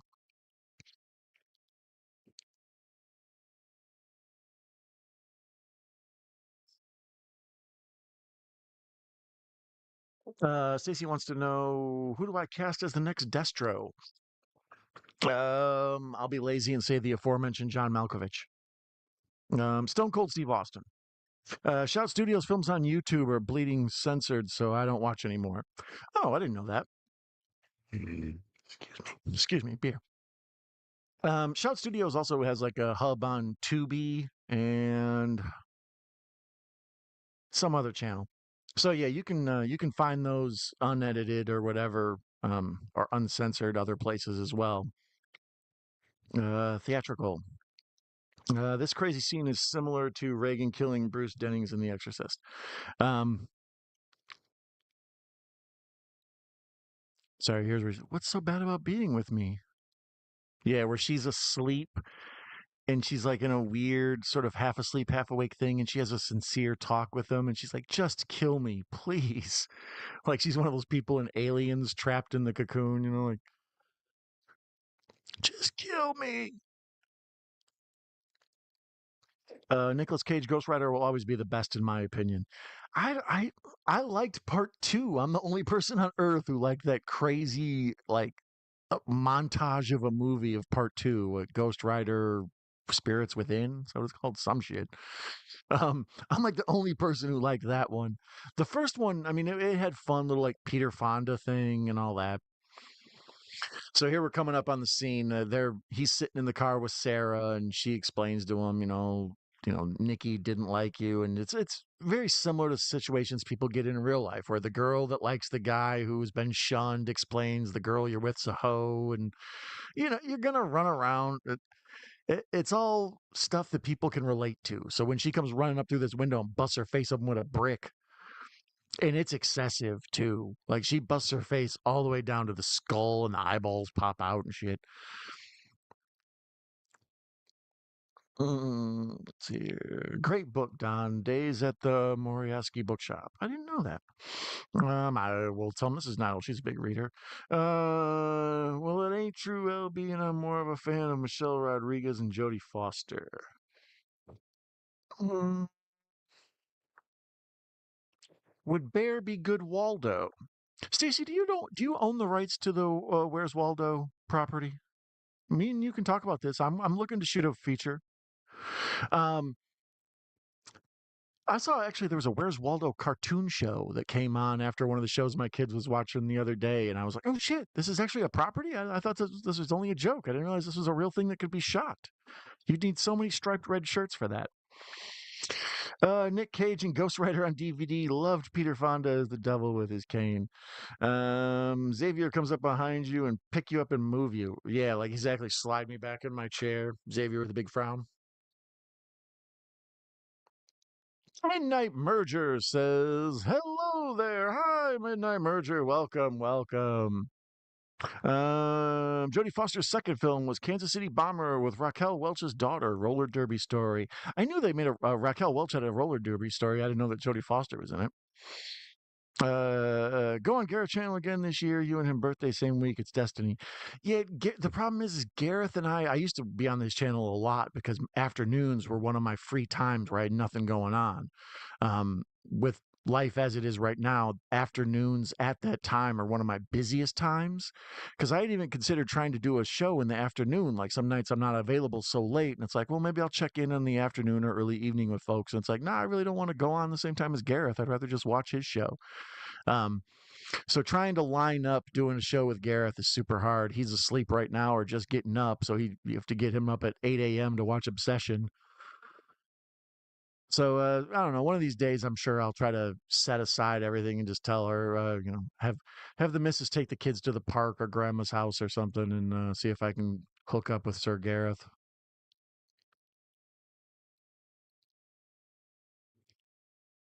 There's Sarah's explaining like you were supposed to kiss me, silly, and then out of nowhere, Nikki runs up, busts through the window, grabs her head, and just starts smashing her face into a brick. Apparently, there was another like extra 17 brick smashes or something, but to get they wanted to have it like an NC-17 rating with that scene alone, so they had to cut back a bunch of the face being smashed into the brick. And I like how he's just traumatized. He's not like freaking out like I can't believe you did that. He's completely uh, uh, um what's the word I'm looking for? Like Helsinki syndrome or something. Like he's just like caught there frozen. He doesn't know what to do. Honey, breathe. It's okay. No, I just watched you murder someone in front of me. Opus 6. That's what you give it, a 6 out of 10. That's about right. Con Air, the best action film. Yeah, Con Air is a good action film, and that's a much better use of John Malkovich. Hi, is it Russell Russell? I think he goes by Russell, but I often call him Russ because I'm lazy. Juno Feige. Now looking forward on Backroom's director next Chainsaw Massacre film. Oh, so he's doing the Texas Chainsaw one. I thought that was going to be Curry Parker. And the dumbest thing about going to be the fifth reboot Chainsaw film to original film. Oh, okay. More canon films. I saw a film version of Halloween OG in black and white. It was different. Yeah, I like watching movies that you've seen a bunch of times in black and white. You appreciate them like as a different level. It's interesting to see like, oh, this movie also plays as a movie from like, the late 40s or something. Uh, David Johnson in new Black Panther. Okay. Black Panther's a weird property to me. Uh, it wouldn't. It would have. have been one of the main characters in the Marvel universe I would have been excited about. But then after the whole thing with, Chadwick Boseman passing away and all this other stuff, it kind of took on a different life unto itself. So, but yeah, I don't know about Black Panther.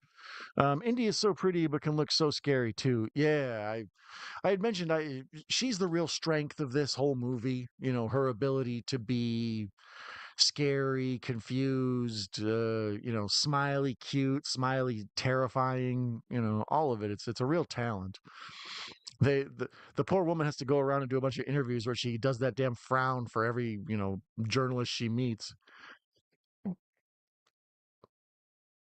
Did they misspell congratulations on her acceptance letter? It looks like the college miswrote congratulations.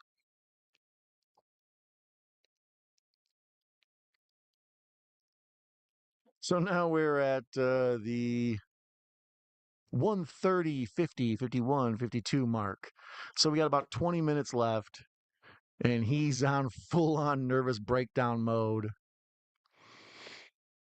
Yeah, here's where he goes back to the hippy dippy store to see if he can get more One Wish Willows. And this guy is so funny. This, like, where are they? Where's what? And he's like, the One Wish Willows, where are they?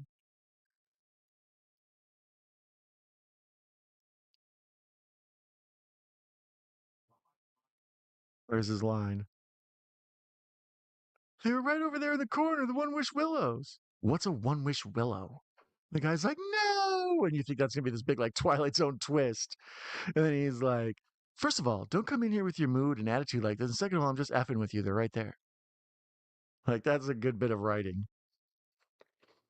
Panther, also known as Black Leopard. I wasn't aware of that. The friend in this and Barker make those. Ian, is that the other guy from that's a bad idea or whatever? Is that his buddy who does the sketch comedy with him? Hi, Clark and Akers. How is everyone these evenings? Nice to have you here, Midnight Merger. I like folks who are friendly. If you are gender swapped, who you cast? The woman version of me. Ooh, that's brutal, right? Uh, uh, ooh, uh, Sarah Silverman? No. Uh, I'll come back to it. We'll put a pin in that and come back to it. Monica Barbera, Sandra Bullock for Juno gender swap. Juno's gender swap. Michelle Rodriguez. This is a large community here. I am like new. It's pretty large. It comes and it grows. As you can see, we got a lot of folks here. The thing is, late at night. You know what I mean? Most folks are asleep, so somebody has to be up late at night. And since I have trouble sleeping, a lot of folks hang out with me and watch movies with me, and a lot of knowledgeable film lovers have thoughts on different films and. We're more than 1,000 strong, I will say that. And by the way, this is video 420 tonight, so shout out to folks in that community. But yeah, this is the 420th video for the channel, so shout out to that if you're a fan who would celebrate. Sarah was kind of dumb to meet up with Bear and hit on him right after what happens at that party. I agree. Fortune Feimster at gender swap. Fortune Femister as Rambo Raff's gender swap. A Rambo? I'm down for it. Emma Thompson is Gareth. Okay, that I will take. That I will take for sure. That's a good one. I don't give those Marvel films and their stories completely suck major ass. Yeah, they often do. I like to still be an old geezer. I'm working on it. Ghost Rider's a fun one. Spirits of Vengeance is funish. That's what I mean. I'm like the only person who likes it because it's so. Um, it's like when they redid the first Suicide Squad, the David Ayers or whatever it was, and then they gave it to some production like trailer company and they recut it, and the whole thing has a whole bunch of extra music and montage and shit. Like that's how Spirits of Vengeance is. Like that it feels like one long movie trailer. It's so insane. And some of the shots are just so over the top and like GoPro and fish angle lens and it's got a almost like a pinch of Sam Raimi spirit, just not the talent.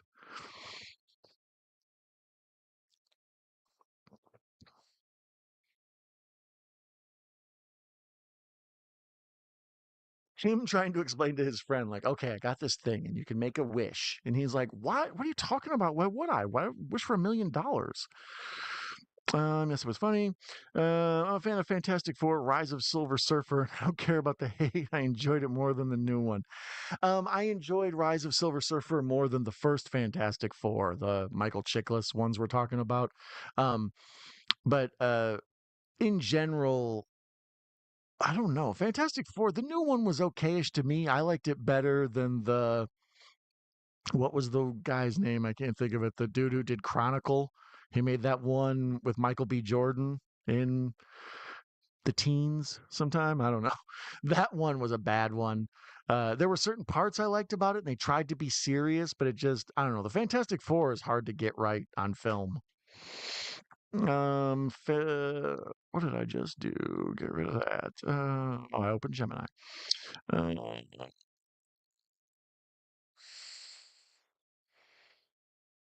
Will Ferrell hot good? Yes.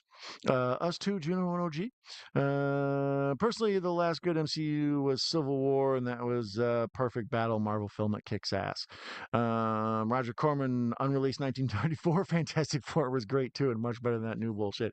Yeah, I saw that one. That was one of the first things I used the internet to dig up something I'd always wanted to find. Um, at one point, Roger Corman, the famous low budget, here's where he breaks the thing and wishes for the money, and it just like falls from the sky. Um, the CGI on this is kind of crappy. Like it's hard to tell exactly what is falling from the sky. The miss is posited that it was a bunch of little like rolled up wads of money, like a knot in your pocket or whatever. But it's just so much of it falls by so fast and so blurry. It's one of the only effects that doesn't work in this. And we don't really see like a pulled back wide shot of like a big pile of money or anything. It looks like a bad editing, effect.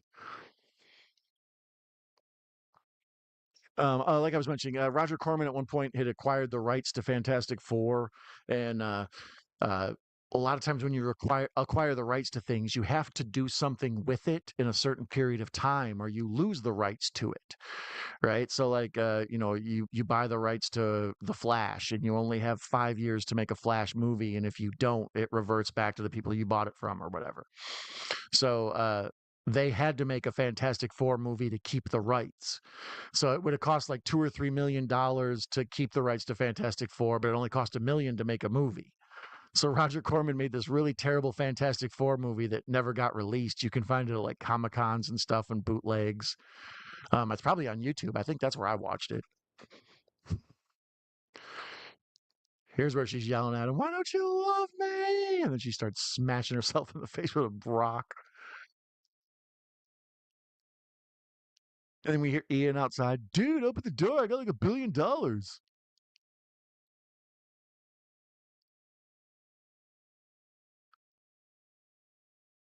And there's where she pulls the gun out. And she turns and shoots Ian right between the eyes. She's dripping blood. She looks horrific. She's screaming in his face. She's spitting and retching in his face like the Exorcist, like Juno said. Scream, "I love you." I knew you did. Mwah.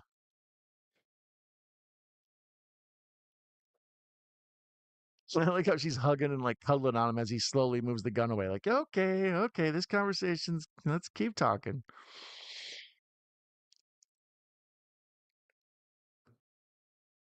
At this point, they're both just sweaty, covered in blood and spatter. Their clothes are just completely soaked in blood. It's just this total insanity. But at the same time, there's all this like, I love you too, I love you. And she tells him, I'm gonna be pretty again. Like at this point, they're genuinely sort of in love with each other.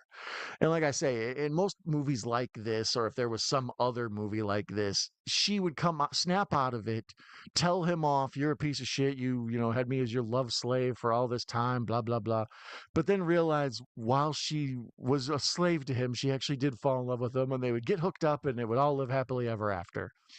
But in this one, it's like no.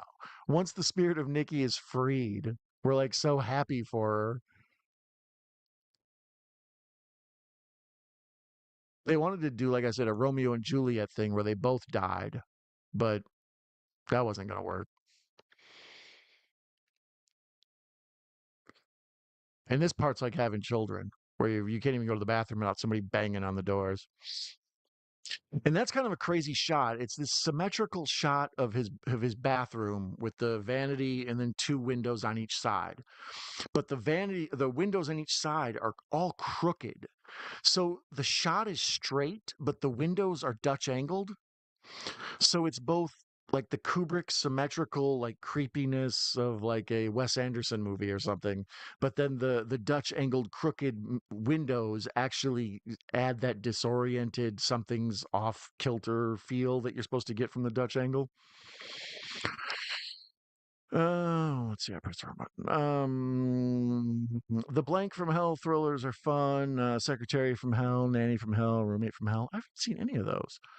The 1994, 2005, 2007 Rise are the Fantastic Four films I enjoyed. Didn't care much about the rebooted crap.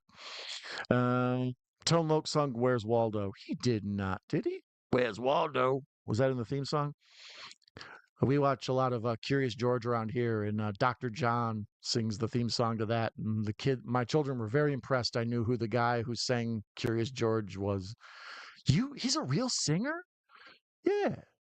When you're curious, like Curious George, swing. So now here he's decided the way to handle this is to OD. So he's gonna, yeah, you can't end the curse without killing you, without dying. Once again, same thing. Level shot. The walls and the tile work and stuff all straight on, but then the like utility cabinet behind him, the medicine chest extended, or a towel closet, linen closet, the door's busted off of it and crooked, so it's Dutch angled.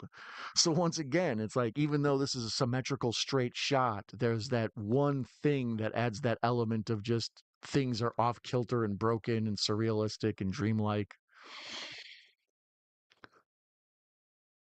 All right, now our hero takes a bottle full of pills, and we got approximately 7 minutes left. But then that's when he hears the noise of the One Wish Willow thing break, and he realizes, oh shit, she just made a wish.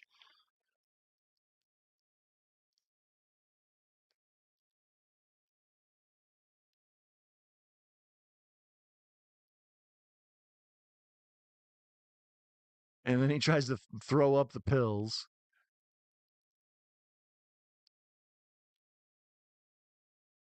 And we just did this slow push in for about a good minute, and now we're doing a slow pull out. Once again, I'm taking like it's real noticeable how this movie's shot in 4:3.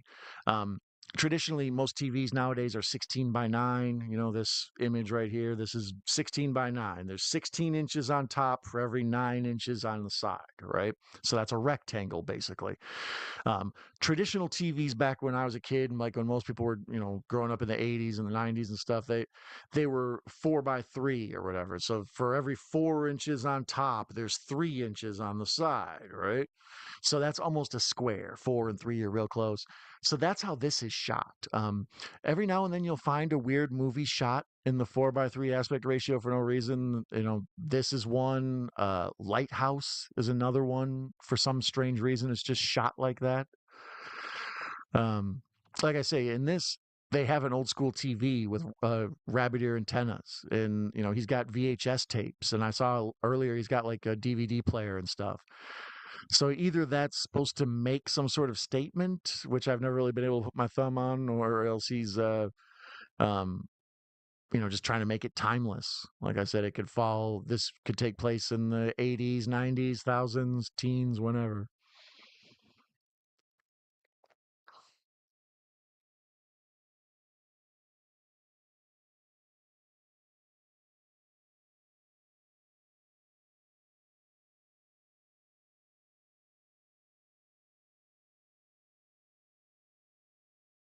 So there's the scene where he's slowly dying, kind of foaming at the mouth and passing away from all the pills he took, and she's holding him and crying.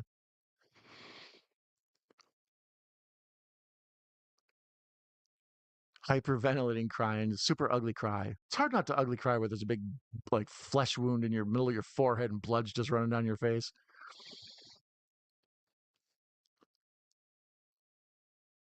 So there, she's getting ready to put the gun in her mouth. Like I said, they were going to do a Romeo and Juliet thing. And she snaps out of it and realizes all of what's happened. Like she, after he dies, the spell wears off and it all comes clear to her. You can't come in with this energy, man. Yeah, that guy's awesome. Garrett's just getting out of his crypt right now. Yes. Watching Canadian body horror Bite for the fourth time. That's a classic. What's that? Um, uh, uh, Cronenberg, right? So what did that one? Um, so there she's crying. His dead body's on the floor.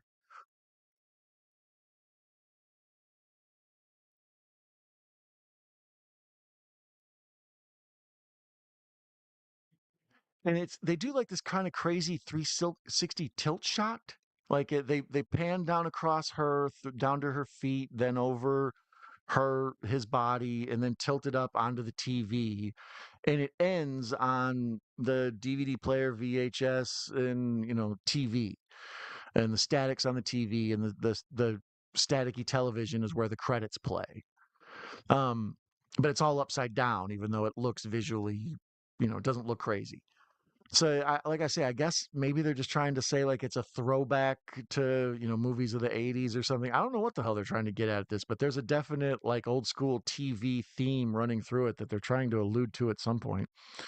Curry do Texas Chainsaw, not Kane. Okay, I was confused. Uh, Michelle Rodriguez is hot. She's a hottie, should Steve Martin and Will Ferrell team up? Oh, that's a good question. Hi, Merger. Thanks, doing great. Michelle Rodriguez is hotter than those two, and I pick her. Okay, good. How can you sell this to people? The box was full of warnings, man. Josh Trank. Yes, thank you. That's the guy who did the other Fantastic Four, the one that did Chronicle. He had like a big breakdown. He's one of those classic cases of someone who got too big too fast, and then like he, went way over budget on everything he did, and spent a lot of time being mad at the studio and not actually making the film. What was John Carpenter's first film with Dan O'Brien? What's it called? Dark Star, right? Is that what it's called? Anyways, there's the credits on this one.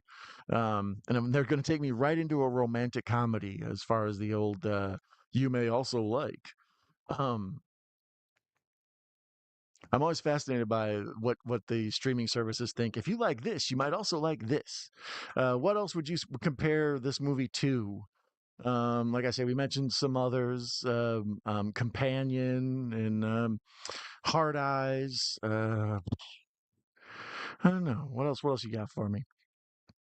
Kane and Curry next Carpenter and Craven? Maybe. Every now and then we get these horror reboot stuff. Remember the Splat Pack? We talked previously before about Frank Sinatra's Rat Pack, and then later on in the '80s there was the Brat Pack, and then in the early thousands there was a reboot, a big like push of horror, with Alexander Aja and Rob Zombie and James Wan and I don't know who else. So all these different people, kind of really blew up in the horror scene, and they called them the Splat Pack. So maybe we're due for a new Splat Pack. Sci-fi Dark Star. You have a dog. It says it's underdog. Do you believe it? Not unless it does the thing where it bites the coin. If you notice, Nikki's first words when she comes back is, "What did you do?" Which is exactly the last wish Nikki says. Last thing wish Nikki says. Interesting. Um, yeah, no, this movie is fantastic. The main thing I'm impressed by is that I was told I would love it so many times there was no way I possibly could, and I actually did really enjoy it. I think it's well worth talking about. In my opinion, at least with the field now, I'll have to see what comes out. I would imagine it's probably eligible. Well, will end up being one of the 10 Best Picture nominees, and most likely Inde Navarrette will be Best Actor, Best Support. Ah, Best Actress nomination. I don't think they would give her a supporting actress because she dominates the movie, but I could see them weaseling out of it and making her a Best Supporting Actress just to try to get her an award. Have I done videos with Al Lucard? I haven't. Al and I are due to work to each other with each other on something because Al's super cool and we like a lot of the same stuff. I like that guy. There's a live action dog film called Underdog and loved the cartoon. Yeah, my kids were watching the live action one the other day. It was weird. I think Jason Lee is Underdog, maybe. Curry now has money falling from his sky, right? Oh, that's been the other thing about this movie. This movie, like I said, it cost 750,000 to make, and because of that, a bunch of the people who helped make it, producers, editors, set designers, things like that, just script supervisors, whatever. Those folks, a lot of them took less money than usual because they believed in this product. So now that it's like one of the biggest profitable films of the year and it's made 400 something $1 million, these folks are like, where's our little, kickback, get back for all this? So there's been lawsuits regarding this movie, people mad that it's made so much money and they're not getting part of it. And even though it's made like 400 million, I saw something like Curry Barker's take home was like less than 5. So I mean, I wish I could be mad about getting only $5 million or only $4 million, but at the same time, if something you made makes almost half a billion, it's like seems like I should get a little more. Um, The dude friend looks like that fat dude in Bay Transformers film where he's filming the Transformers coming to Earth and saying, "Is this easy? 100 times cool than Armageddon? I swear to God." Never fear, Underdog is here. Rip Dr. John. He must have been in the right place. Must have been in the wrong time. Bear's wardrobe was on point, I must admit. It's super generic, and I like it. He's like me. He's normcore. Can I get some jeans and a gray T-shirt? Yes, Tone Loc saying just like that. Pretty much, right? Seriously, where's Waldo? Dig it. We're looking for Waldo. We're looking for Waldo. Leaning up against the goddamn Waldo. Witchfinder General is brutal for its time. I've never seen it. That's you got me intrigued now. Blank from Hell thriller or Blank from Hell ones are like Hand That Rocks, etc. I know that. 3. New screenplay that's getting made by 24 is called First Time Watching, and it's about a YouTuber obsessed with some folks' first time watcher who feels betrayed their first time watching videos are not real. I know, I frequently used to have reaction instead of analysis in the titles of my commentaries, and it's like, it's not genuine. A lot of my stuff I am reacting to, but not genuinely reacting to as a first time. So, I didn't want to be murdered that same way. It was really good. Sounds good. Yeah, it seems like it would be a good one. That was a bidding war for that last May. Let the bodies hit the floor. Let the bodies hit the floor. I love her screaming over the credits. Add so much instead of some generic song, right? Like some Weasley, slow burn acoustic pop song that's supposed to be like moody and thoughtful. Have you seen Zootopia 2?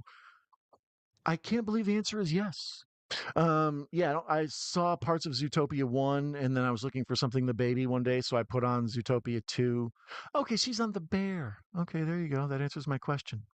Sorry, last night when I was watching Opus, I was trying to figure out where do I know the woman in this from? And I'm like, I went through her IMDb and was like, I don't think I've seen anything with her. And then I just saw a commercial for the bear, and yep, there enough. There she is. Okay, sure. Clarkness says Get Out. He would compare to this. Get Out, like I said, Dead End. Have you ever seen that? That's it doesn't have anything to do with relationships, but it has to do with people having horrible things happen and their reaction to it is sort of comedically self-serving. Love coming in age vampire film. Let the Right One In. Remake was okay. Still haven't seen the remake. Let the Right One In is fantastic. I believe what's the remake called? Let Me In or something like that. The original Let the Right One In is fantastic. There's actually a uh, yeah, I won't bother looking for it. It's one that's coming for the channel. I've already made the thumbnail for it.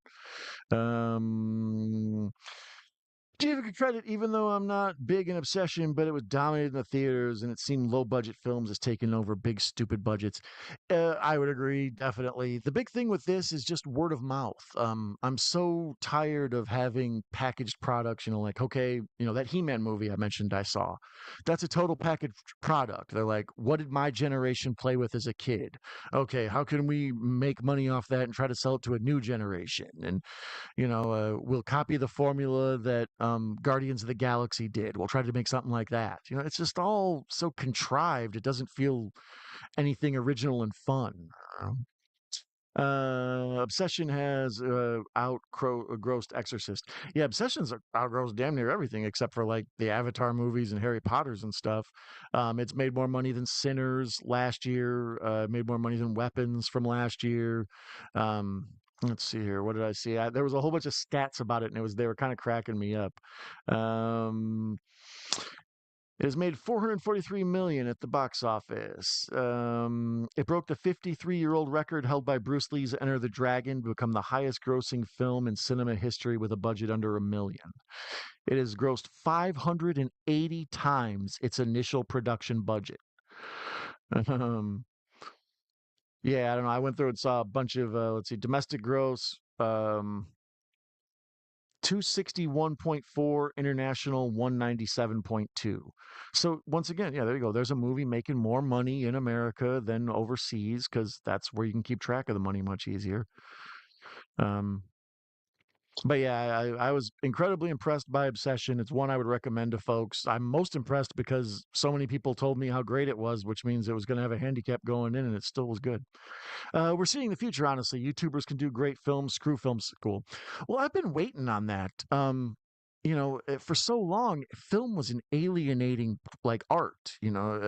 It's so expensive to get a camera, and it's so expensive to get film, and it's so expensive to get film developed, and try to get so many people together to make a movie. You need more than one person. Like it's not a solo project. So movies once cameras became affordable, once editing equipment became affordable, once things became digital instead of film, now there's no excuse for, basically I have everything at my disposal that Alfred Hitchcock had, except for like Jimmy Stewart or whatever. Like I have all the technical equipment, all the editing ability, every effect he used, I can pull off. So why can't I make an Alfred Hitchcock movie? And that's been a question of mine for a long time. Francis Ford Coppola had this big thing where he was waiting for the little fat girl from Ohio, as he referred to her, like the next great filmmaker that no one's ever heard of. And she's just off in a field somewhere making a movie, and she's going to be the next genius that stumbles onto the world. And we just, for his YouTube and everybody having a camera on their phone, and there just hasn't been the development I thought we would have had by now. That's my fault, too. Why did this one Wish Willow customer service guy sound like he was getting oral sex, right? Yeah, I believe that was Curry Barker, the dude on the phone. I like that he plays it so laid back. Like he's totally aware of, like he's watching the movie. He's, hello? Yeah. Okay. Well, have you considered? Like he doesn't have to, he's not confused. I think Curry sold the rights for 14 million. Yeah, that was the initial sales rights or whatever. But you would think you would get some sort of percentage off the back end, or once it exceeds dollar X, then you start getting this amount of whatever. But yeah, it was just a straight sale at 14. And I think that's where all the lawsuits are probably coming in. Barker probably isn't getting sued for any of that. It's probably all focus. His next deals will be huge. Yeah, I would imagine as much. Prefer low budget B films. I always say if you have $100 million, your movie has no excuse not to be good. If you shoot $1 million movie, your movie's got a handicap against it. So if it's good, you did something extra special. Low expectations help. Okay, so honest, who was hotter, Sarah or Nikki? I think it depends on what you're into. More of a Nikki guy myself, except after she was crazy. Toy Story 5 only made money, but the Marvel and Star Wars haven't been disasters. Yeah, I mean, well, Star Wars already made its money back, and then the Toy Story 5 has made decent money. Whatchamacallit struggling right now, Moana. I call her Megan Flawless. Sarah was more attractive. You like Sarah? See, she got the bull ring. I'm not a bull ring guy, but she got a friendly edge to her. I dig it. And now we have a Matchbox car movie coming out, right? I was bitching about that earlier in the stream. As soon as I saw it, I was like, there's a Matchbox movies? And it's the same thing, too. Like, when I was little, I'd roll the cars, and they show the cars rolling, and they cut to, the cars rolling in real life. It's like, oh, man. He-Man Trapjaw looked like Ghostface mask. Trapjaw was the worst looking part of it. Like I was happy to see him in the He-Man movie. Like, oh shit, Trapjaw's here. Same with Beastman. It's like your Beastman's cool. He looks way better than the old Beastman when the Dolph Lundgren one. But at the same time, yeah, a lot of bad. I don't know. I won't say bad because it all works, but at the same time, it's just jarring effects, like the Extendo neck face telescope guy. Burger King was into Grogu movie, and that probably made more money than the movie itself. Yeah, I wouldn't be surprised. I thought about getting one of those Grogu burgers. Have you met Vinny Testaverde? I haven't. I saw him once and waved at him. Seems like a nice guy. It had its highest box office in its third week. Last movie to do that was E.T. Yeah, I saw that and part of the whole stats about it, its craziness and its growth. Um, yeah, we had mentioned we were talking about Evil Dead Burn maybe a stream or two ago. In that, I was expecting such a slow first weekend to maybe be a chance for it to have a better second weekend than its first weekend. But no, it's pretty much just been sort of middling, whatever. Um, Aker says Don Hitchcock, right? Good evening. What's creepy is he knew her name was Nikki without Bear ever saying her name. Yeah, I know. That's what I mean. It's like the dude he's like a member of the audience or something. He's been watching this whole thing. Caveman of the Living Dead 1964, aka Night of the Vampires is a classic. Never heard of it. Indy Navarrette, Carmen San Diego, sure. My theory is that the store owner may be a disciple or demon, that he seems at least not a help in the main character and feels dark, ominous around his presence. No, I can't argue with it. Nikki made Sarah look like the Crypt Keeper when she was down with her, right? He-Man was way worse than I thought. Extender, better as a doll. Extendor, yeah, that's his name. Same with Fisto. Like, dude, you can't call somebody Fisto, at least not until the third date. Cave, not caveman. My bad. Anyways, it is 4:25 in the morning, and I'm going to take my silly ass to bed. So I thank you for joining me and hanging out tonight and watching Obsession. I think it's going to be a big, important movie this year, especially once we get past the Christmas time and all the Oscar movies and everything, come out. If this one still has the legs it has, I imagine we'll be hearing about it at awards season. Um, Overall, I think it's an excellent movie. I recommend people see it. Super funny, highly rewatchable, lots of gore. I don't know if it's a true horror, but it's definitely a truly good time at the movie. Um, but other than that, I would say thank you for joining me. I hope you join me again. This was episode 420, or at least video 420 on my channel. So clearly, I do a lot of shows, and hopefully, I'll be back for the full moon coming up here soon with a werewolf movie. Join us during the full moon for a watch along of a werewolf flick. Who knows what it'll be? But I do know that I will be telling you, I wish you green grass and high tides forever, my friends. I thank you for joining me. You are amazing and awesome. Take care, Don. Have a good night. Happy birthday. Thank you, Juno. I appreciate you, my friend. I appreciate Stacy and Jason and Clarkness and all the other wonderful folks who were nice enough to stop by. Patrick and Anthony Chabot and his memoirs. I hope you all have a great night. Take care, Russell. He wants everybody to know you matter. You do matter. Thank you very much. Like I say, green grass and high tides forever. Adios, amigos. Catch you next time.